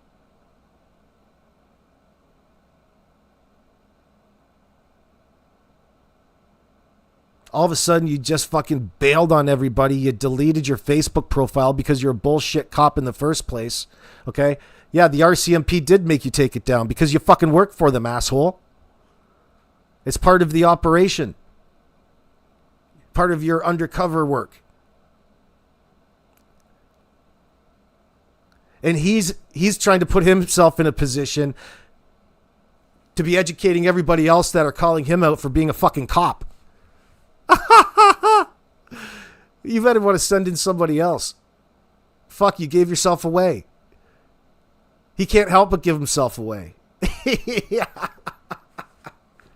Yeah, so you're not technically lying. The boss told you to shut it down. It's, that's all we need it for. Yeah, cops can't take any criticism. Especially, I was in there watching and I'm like, don't I know that Karen Jones?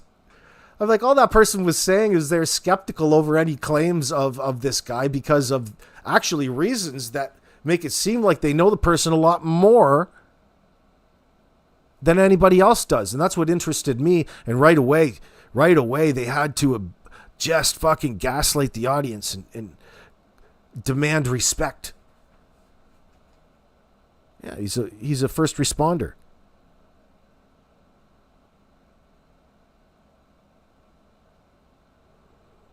You're not fooling anybody. But I still appreciate the attempt, and I hate to shit talk them when they're in the middle of, such an interesting little operation we're watching. It makes it that much more interesting. That tells me that they're actively trying to pursue charges, which means that we have all kinds of interesting content to come up in the future on this topic. And there's going to be, interviews and great, body camera stuff that we can watch. And see, oh yeah, look at her lie there. Look at Malaya lie. Look at what she's doing to, the God's child, Jesus number 3, Daniel here. Oh, Daniel. And why the fuck would it matter this dude and what he feels about somebody if he wasn't a cop?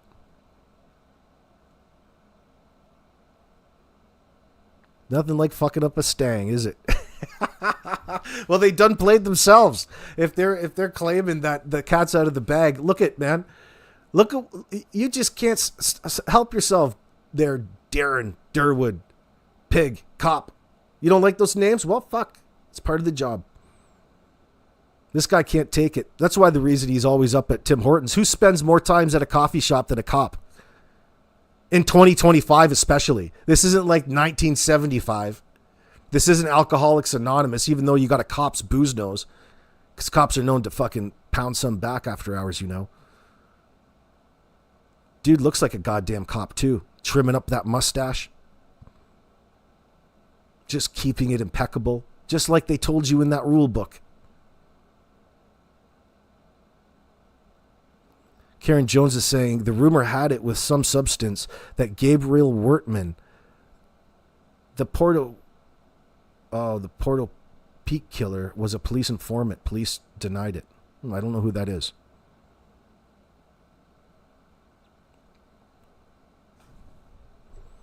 This guy.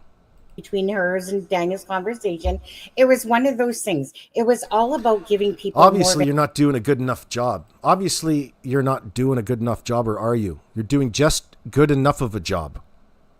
Now that people are getting suspicious of you, like Karen Jones, you had to pull your Facebook profile. You're catfishing people. This guy. I'm essentially homeless now. Well, what else are you going to say? You don't want people coming near your home? You're going to dox yourself? Oh, actually, I'm homeless down at a buddy right by the lake. Right by the lake. Probably another cop buddies. Probably at his cottage there.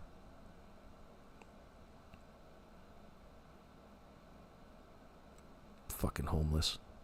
An insight, right? The more insight you had into the day, the more of an informative decision you could make. Everyone just basically wanted to know. If it wasn't for the family at all, you guys would get sweet F all. Just let me say that. If it wasn't for Belinda or Daniel or Darren or Logan or people that are coming out of the woodwork, you don't really see it from the Brook side. Don't get me wrong there, people. Okay, I mean, it would be nice, but bottom line is that we would not have a lot of this information to tie it, and it would just be nothing but a bunch of drama. I mean, it is. Exactly. We're not machines. We're people too. Yeah. So be clear on that. Oh yes.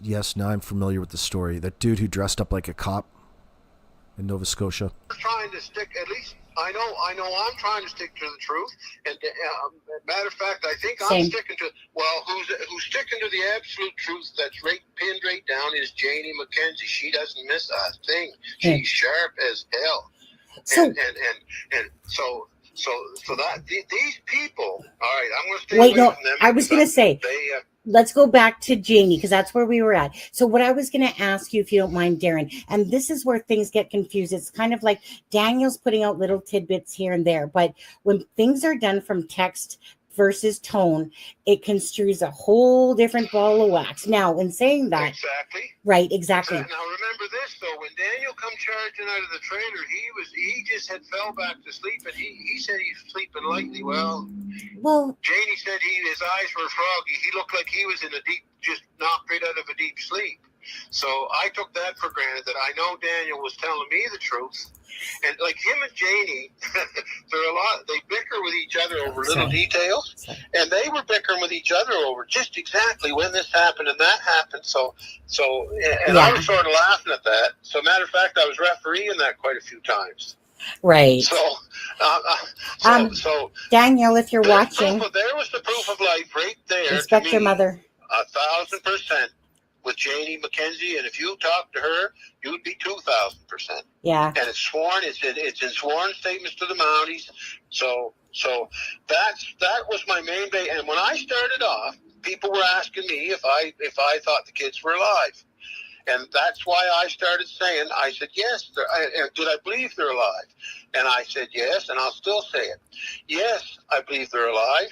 I know they were alive that morning in Lansdowne, and unless Daniel killed them right in front of his mother and his woman and Right. Meadow, he never killed them, and I believe they're still alive because Malaya would not give the kids to somebody who would harm them. I don't think that she intended to get in there with them, but there was I believe there was something getting car seats and that wrestled in and stuff like that just delayed them.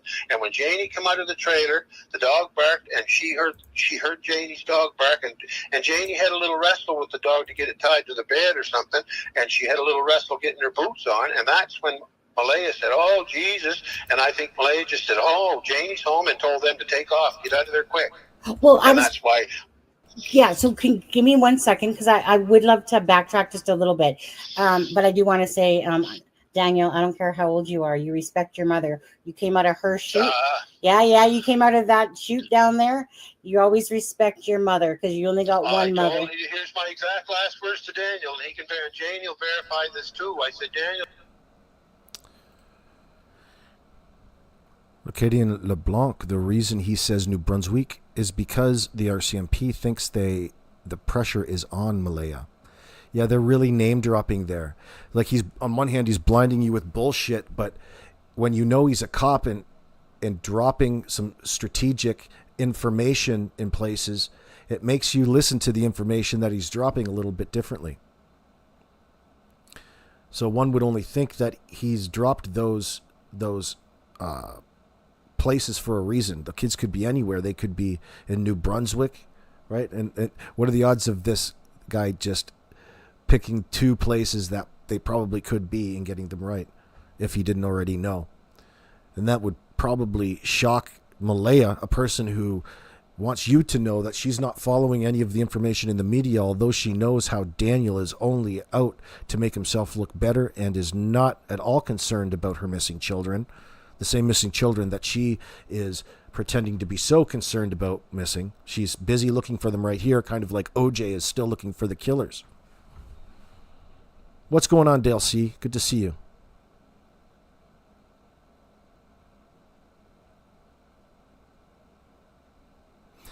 Yeah, he also mentioned New York before, too. Probably, yeah, he has. But I think he was mentioning the Akwesasne Reserve. It borders Canada, Ontario, and Quebec at Cornwall, I believe. It's kind of a funky place. Instead of arguing with your mother, you know what you should be doing right now? I said, you better bend over, get on your knees, and kiss her ass, because with her testimony, she just might have saved you from murder charges. I told him, I think you better just shut up, listen a little more. Yeah. And the exact words I said, Daniel, she's your mother, and even when she's wrong, she deserves to be right sometimes, and that's it. Exactly. So now can you do me a favor as best as you can? And if you can't, maybe Daniel or Janie would be willing to offer. So I just want to backtrack. So is it true that on Thursday that there was an argument that ensued, that kind of when they were shopping? You guys are catching on. I'm really impressed. Angry Rabbit says, interesting, they both appear online at the same time at that. Daniel and Darren, she means, and went on a smear campaign against Malaya. Oh, yeah. Trying to get a reaction. These guys trolling the shit out of her. Telling her all about her business. And what can she do? Karen Jones, the censored, says, why would a woman go to all of this trouble to get custody of her kids from someone who didn't want them? This Darwood is a huge smokescreen for local Malayas is come from afar. It's a huge smoke screen for a local. I see what you're saying. New Brunswick is only a few hours away from the U.S. border. Yeah, border's Maine. Grand Falls actually built a standpipe, a water tower in Grand Falls. Write a book, AB. If I did it, this is how I did it. Yeah. If I did do it, this is how I would do it. Yeah, OJ. That's an OJ reference. That's funny. Is that true? I'm tell not Malaya 100% sure of that. Okay. Because I said that when Charmaine and I were talking, I'm pretty sure. If I misstated that, but I'll clarify that. Sure. We were talking about 1 second, and this is where the United States kicks into gear. When we were talking at one point, and I'm not even 100% sure it was at that same exact conversation, but we had a conversation, and I said, listen, if I'm going to state a section here that's facts. And I said, if you want to know if you want to know what I think after that, well, we'll talk about that. But I said, here's what I know. And it sort of spun into the other conversation, because what I was alluding to, I think when Charmaine asked me something about did I have a speculation of where the kids were? And what I said was, well, it's been 7 weeks. The Mounties been, well, at least the way I was thinking, it's been so goddamn long. The Mounties been goofing around on this that they could be anywhere from Tatumbush to goddamn Plattsburgh, New York. And that's when Charlene said, "Oh no, Darren, they couldn't get across the border." So see, that sort of jumped right from where I was saying what I thought was factual to the place where we started deliberating and farting around about the border. So I never said, and there was a bunch of stuff online on the other site there that I said the kids were in the United States, but that's what I said. I said they could be anywhere from at this time. They had nothing. Do you know where our mindsets need to be at this point in time instead of laughing at Darren? I think that's where I'm going to think about after I'm offline here. We got to start thinking about the speculation, or we could speculate upon what the Crown prosecutor is thinking in this circumstance, and the charges, and what it takes to meet that criteria, and have our eyes out for that playing out. The indicators.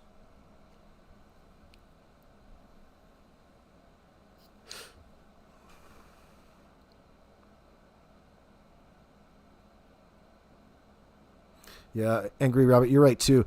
At some point, it's not. That's a conversation to be had in a different time for myself, maybe. Yeah, it's not like that. Like any time those kids are in public, they're going to be recognized in that sense. So it's just more likely that her family are on reserves, and that's where she feels most safe. Geographically, it really doesn't matter.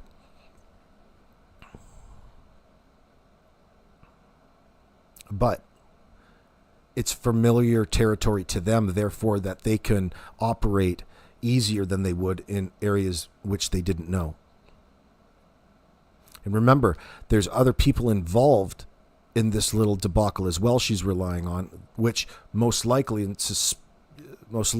are associated to reserves in that sense. I think that's where people are coming from. But not as like you're thinking they're going to harbor a criminal in that sense against the white man. No, not like that. It just has to do with her particular family and where they reside. And that needs to be said. It's not like it's a thing. You're not going to find people anywhere doing the wrong thing like Malaya is kind of doing in this scenario. Time to go anywhere around the world, so. Okay, so there's a reason why she reported those kids missing. And at the end of that, whatever that is, that's a crime. We can all recognize that right now.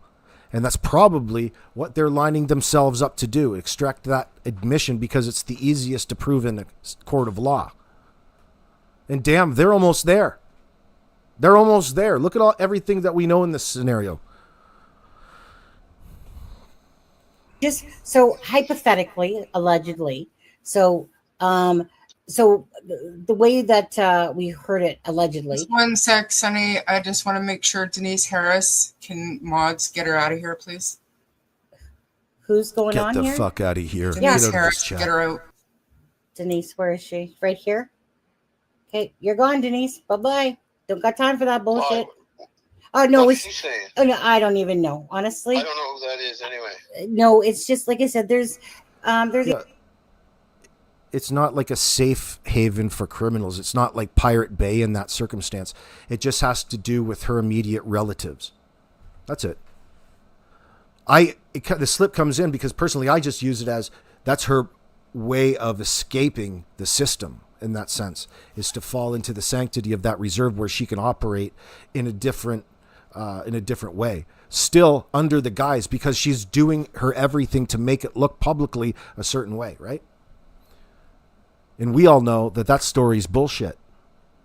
And by all accounts, she's trying to put all of this on Daniel, who in the same breath is eager and motivated just by sheer transparency to clear his name, because he's being had as well to a degree. Things aren't what they seem from Daniel's perspective. 890 people in here. With that's going to come some ignorant people. But we, again, mods, please. I don't know how many mods are in here, but Kent, you have a wrench. Let's see who's ever in here with mods. If not, just bring it to my attention. I'll boot their ass. Yeah, you know what? No, this guy's full of shit. That's why it's so distant and obfuscating. This is a cop. He's purposefully trying to obfuscate his relation to the case. Remember, that's what stories change. People picked up on that, and that's probably people who they're deleting out of chat. He's fucked up. He's blown his cover in that sense, but it doesn't really matter. It's serving the purpose. From the Crown prosecutor's standpoint, him being out here and engaging under certain rules is fine. And just falling short of making this a mockery, there's a rhyme, there's a reason here why he's doing this. Like, it's a comedy of errors. When you know, you know. It's like the Matrix, right? It's a bit of a comedy of errors from his perspective, but he's making it look that way. He's not getting it right. He just wants to impress upon, he doesn't want there to be any question in your mind as to the emotional ties, because there's a certain element of magical thinking you can allot to that. If he's like a third cousin once removed from the grandmother, he's so in, that's all a bullshit story just to get you out of a situation. You're lying. We know that. As he goes on to describe it better than most fucking cops would. All right? He takes just as good of notes as any hardcore investigator that you and I listen to in interrogation rooms, sometimes 8-10 hours a day. This guy's the exact same thing. That to me doesn't sound like just a random gossip. He's an ex-cop himself. He's doing a thorough job relating important information to you under the guise of transparency in that sense. Smoke and mirrors. Yeah, I'm not holding it against him.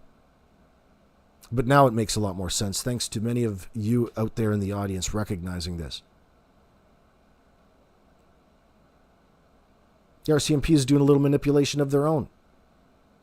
Nothing saying they can't. They're engaging in what would otherwise be the cover of speculation, are they not? That's what they want people to take them as, until he starts having a hissy fit over the information. Yeah. Cops are humans too. You're right. They fuck up. Oh shit. If he acts stupid, it's not because he is stupid. He's trying to act like a hillbilly. Right. Exactly, Lacadian. And he's doing it in a way he's probably picturing bubbles. That's why it's so, carbon copy. He's proud of the job that he does as an undercover RCMP officer, I could imagine.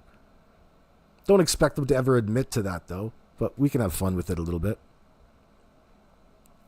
Well, hurry up. Hey, Darren, hurry up and do your damn job. Do your job faster. You see how unrealistically harsh he is on the RCMP as a forum to, add to his cover? Well, how could he be a cop? He's hating all over the cops. Fuck, you're hating all over the cops like a cop. You don't tell your subordinates at work to hurry up? I'll bet you do. Probably a real rules kind of guy, real rules oriented. I'm not, he's playing into the goofy noofy. Yeah, that's why he's kind of making me laugh too. Oh shit. I could be an undercover cop, AB. Fuck yeah, of course I could. But do I want to be? Nope. Why don't I try? I'm probably too old to join the force. My thought, I think what it is, and yeah, I could be, because they used to love to take tradesmen. And I've been an electrician for 30 plus years, since the 90s.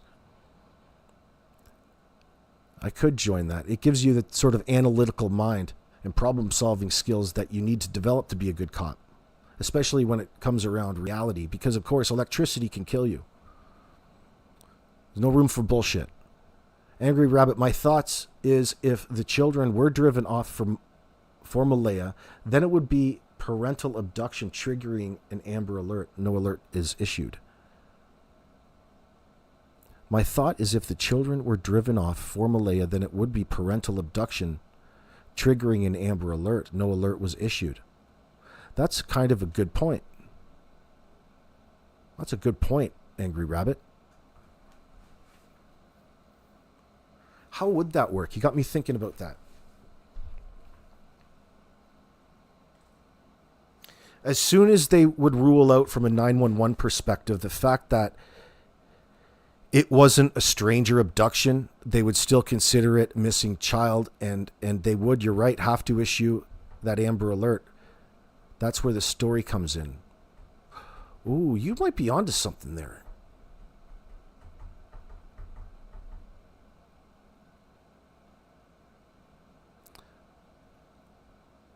AB's too smart for the RCMP. They would have to annoy him with their stupidity.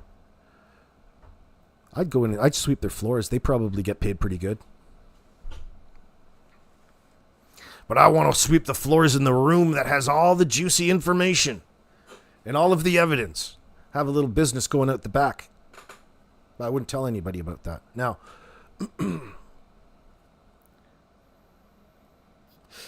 Karen Jones says, a good undercover cop is a good listener. Darren wants to hear his own voice.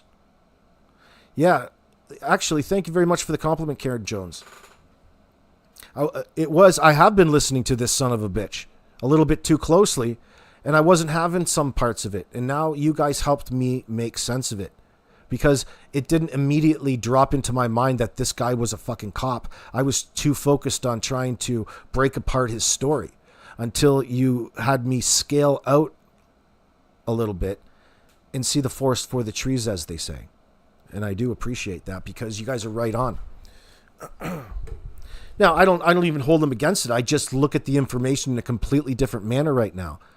There's what they call plausible deniability, right? There's plausible deniability in the fact that we all already know this is a psyop and he's working for the cops. That's just our slang for it. It doesn't mean he's doing anything wrong. They're doing what cops do. That's probably got to be fun, right?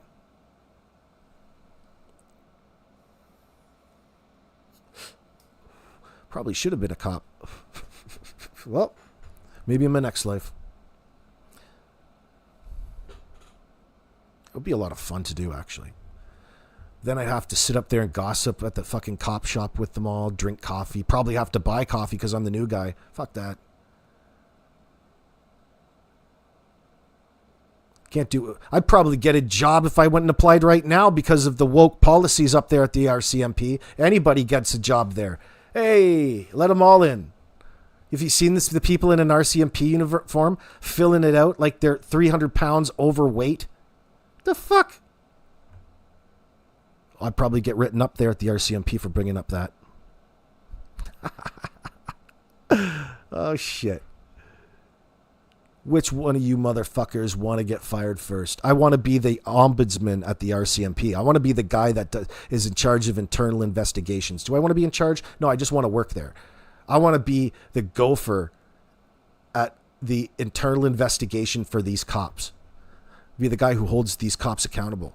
Wouldn't that be fun? It'd be very isolating. A very isolating position. That'd be fantastic. Oh, so much to hide under. I hold the power now. I hold the power of the information. I've got carte blanche to investigate anybody I want. But I won't. People would have to be nice to me.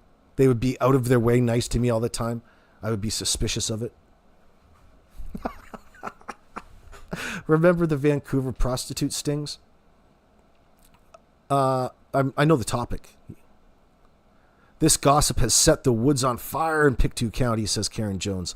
And gossip is the number one entertainment. Oh, absolutely. Yarning and yarning. Storytelling at the local Tim Hortons, not to mention the Stellarton Legion.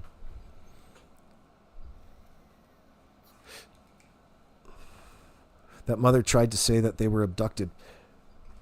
I think she was alluding to it. That's right. And who knows what she was saying behind the cameras? We only know, we can only get voice clips, right? Who knows what she was actually trying to portray in those brief moments before she bailed out? What was she portraying to the responding officers, right? What was she portraying to these responding officers that answered the 911 call? Because she wants people to think that her children are missing, whether that be wandering off into the woods or stranger abduction. There should be an Amber Alert, according to her.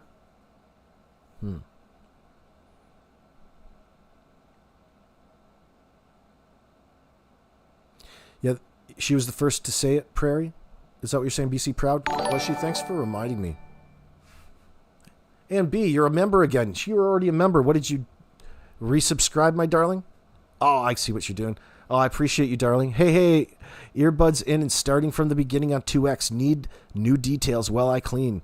Although this was a good one, MB. We learned that, what did we learn in this particular live stream, friends? We learned that Darren Geddes here, his reason for being around here, has a more methodical reasoning to it. There's a purpose for his information. Oh, thank you, Almighty Oracle. Wink, wink, nudge, nudge. We won't blow your cover, bro. That's the title of my next video. We're not going to blow Darren Geddes' cover. Tongue in cheek. We can tease about this, people, because there's what they call the same reason why they're doing it in the first place is the same reason why we can tease them about it, and that's plausible deniability. Hey, I'm just speculating. I'm not giving anything up. I'm not trying to foil your attempts. I'm admiring it from afar. Like those two dudes in the Muppet Show up in the balcony. The peanut gallery that threw peanuts at Fozzie Bear all the time. Oh, shit. She called for an Amber Alert when she thought the jig was up. I guess that's possible, Acadian. Like, you're getting into what she was thinking. You can really do that now with a more accurate representation of what's occurring. Like, are you guys not as... I still don't have any answers as to the reasoning why, and I have to think that the cops don't either. So we all have to be in the same boat. Like, for the life of me, none of us can figure out still why and what the purpose to calling these kids in missing was in the first place. We have little bits of her life leading up to it and some of the conflicts and the trials and tribulations, of course. But that doesn't automatically account for trying to make it look like your children are missing. Why? What sort of evil, devious plan was at hand here? And we need to figure out more. That's what makes this whole thing intriguing, right? We're all in the same boat. Yeah, we caught her bullshitting. Why is she bullshitting? Someone's got to be accountable for all of this, the cost to this operation. We can't just say, "Oh, it's okay," pat it on the back and not, you think people are going to get their promotions around here that way? I don't think so. People internally in the RCMP need to be promoted, and it comes at a cost. There's winners and there's losers. And you put yourself in a real bad situation when you called 911 and reported your own children missing. And on the surface, it looks like you yourself are exploiting them. And until you verify all kinds of other things that have come up, they're going to pursue and they're going to pursue any avenue that they're directed in.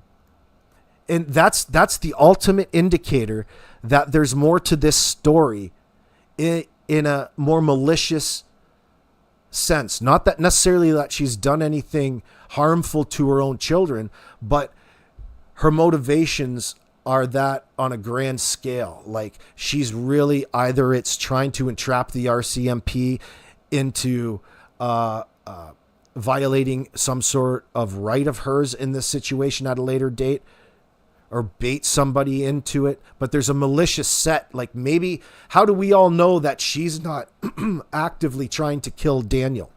Like, there's not some sort of grand conspiracy to kill this motherfucker, considering all that she's put him through at this point.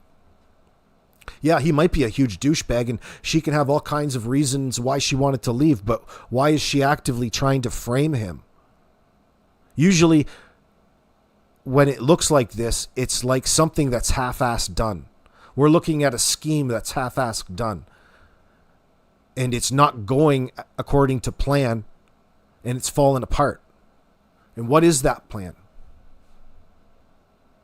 I think at this point in time, it's only right that everybody knows, considering how it's played out. Of course, we're not privy to all of the information.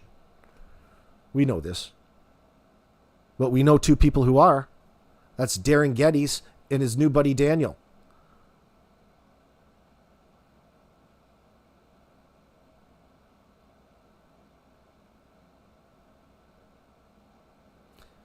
The Cody escape was easy. What do you mean? But the Daniel one, a different story. Oh, escaping from Cody, you mean? Like icing him out of his kids' lives. I would be interested to know what Cody has to say. They probably don't want Cody talking. They're asking him not to talk. Your mom's fine. She can give her opinions. But you are different in that you're going to... who knows? Maybe he's not motivated to. Would any of you be motivated to get in front of a camera in a situation with two missing kids and start fucking spilling information? Not really. Prefer to stay out of it if you don't mind.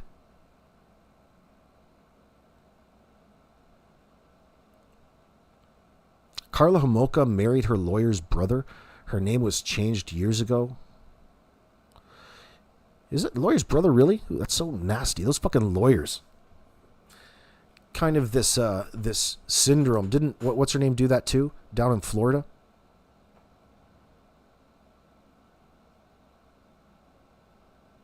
The other notorious one. I can't remember her name right now off the top of my mind. I'm too wrapped up in this. Got me off line. If this were my situation, says just me, I'd be another Daniel if I knew I didn't hurt these kids. Oh yeah, I think we'd all respond just like Daniel. And people on the surface, we're responding naturally and normally based upon the information that's given to us because of the emergency situation that was falsely called in by Malaya, thereby tainting all of your opinions right away. Because we're expecting the worst. We're expecting there to be dead children at the end of it and somebody doing something just atrocious. But I don't think that's so. Neither does Officer Geddes.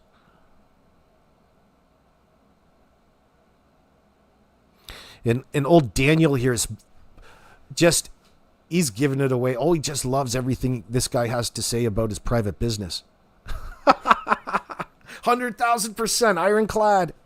Oh, shit. Yeah, Katie, you're right on the money, baby. I'm so happy that you came into my chat. Got me thinking in the right direction. Now it makes sense. All this makes much more sense. Well, part of me is kind of cheering for the cops. Anybody else? As much as I love to shit talk them, I kind of love it. I immerse myself in too many interrogation videos. I think I might have probably picked up some techniques somehow. or some tactics. I love that shit. I love that stuff. Most of the time. The one interrogations I don't like are long interrogations with annoying teenagers. I must be getting old because I don't like to hear their ignorance and shit. The most interesting ones, the most I've unfortunately learned a lot from, are the same ones that kind of leave you traumatized to a degree. You wish almost that you never even heard it. And that has a lot to do with the horrors that happen to our beloved children that we're all here on earth to protect, or we should be. And that's another thing that binds us all together in these stories. But I can't stand listening to I can't stand. I'm intrigued and horrified in the same time at the interrogations that involve the parents who harm their children and have them locked up and have done some sort of, and somehow they've rationalized their discipline of their kids to some extreme degree. And it's like, holy shit. And how the saddest ones are, you know, children with disabilities who the parents can't handle and have justified it in their minds to the degree of discipline, whether it be not doing what they're asked because they're incapable or ununderstanding. It's some sort of these situations that are just horrifying, but you learn about people in ways that you can sadly almost not relate to, but understand how easy it is to make the wrong decisions as a parent that would lead you in a particular personality to do things that you would never have otherwise thought you would be doing.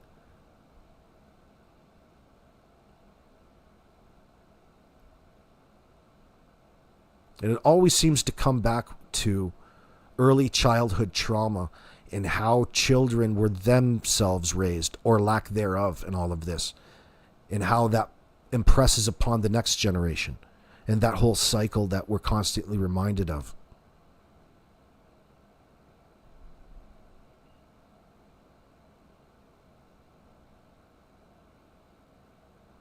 Fascinating getting to learn about human nature that way. Not that I'm trying to glorify it. It's certainly not, because it's not all peaches and cream, is it? It's not nice, but getting to know the reasons why makes life seem a little bit more easier to get through when you know at the end of it, as opposed to not knowing, which really instills fear and ignorance, and that's never good. Fear and ignorance, and therefore wrong opinions that usually end up in violence against others. It's wrong. People need to know. How do we ever get better? Or how do we fix ourselves or make it better without having to resort to ignorant opinions and things that are historically wrong? That comes from not knowing. Even when it comes to the nastiest of things in human nature.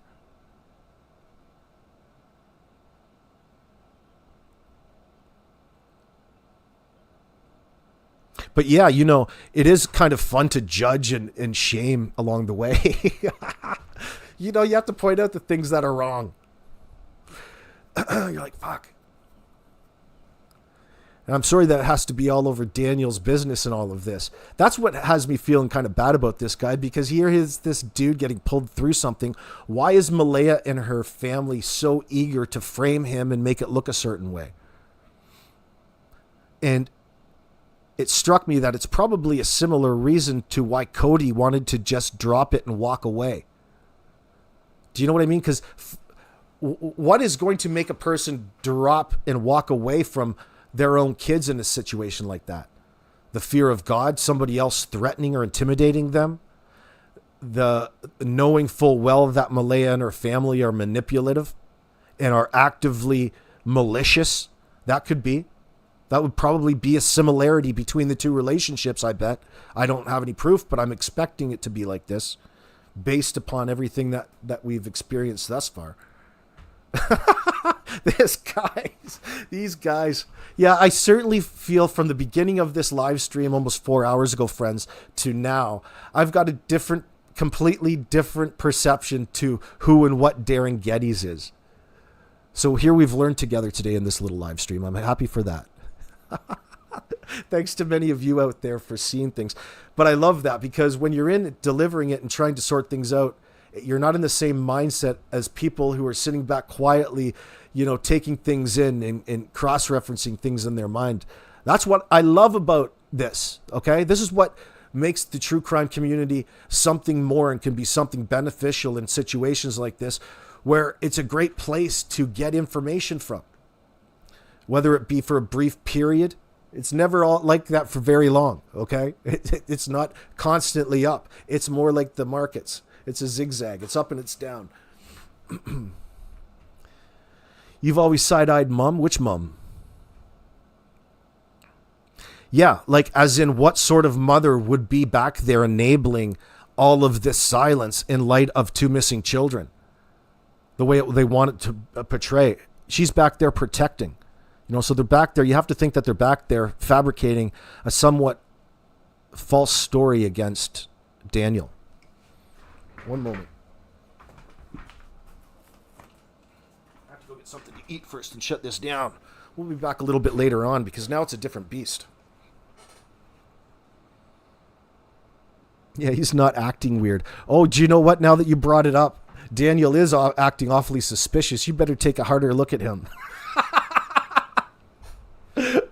Nothing says setting him up like that, right? Oh, shit. I'm sorry to laugh in your ears. But what do? Like, she's really, really setting him up. I'll see you later, Quillfish. It's really bizarre that his birth father is not pissed the frig off. You mean Malaya's dad? Everything from her side is questionable at this point in time.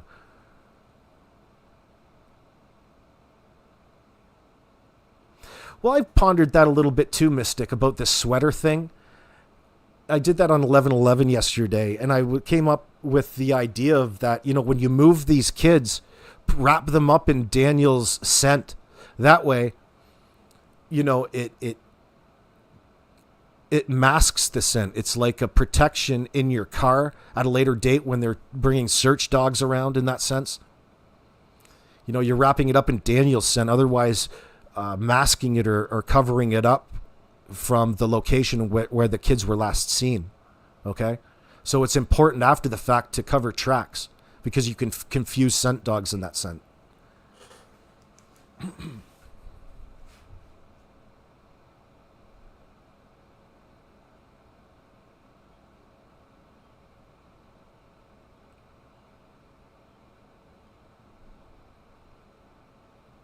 Maybe the same thing in this case. We're definitely gaining traction. Actually, for a change, it's really interesting considering what we're suspicious of this Darren Geddes of. It's really interesting to see things played out like this, right? So let's say it is a Mr. Big psyop in that sense, a little setup by the cops to elicit an admission from Malaya publicly using it. It's interesting nonetheless to see it play out in real time. Just by its playing out, there's certain things that you can come to conclusions of. And it all has to do with the deception by way of Malaya here. So she's got a lot of explaining to do.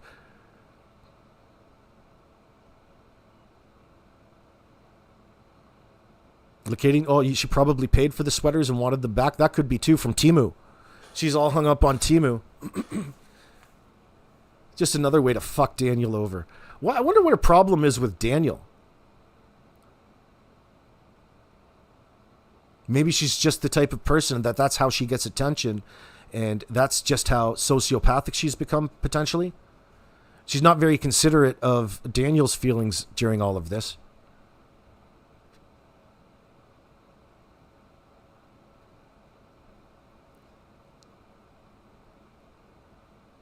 Just made April? Really? You've learned by having sons, you say, these girls nowadays are dangerous? That could be. They're always dangerous.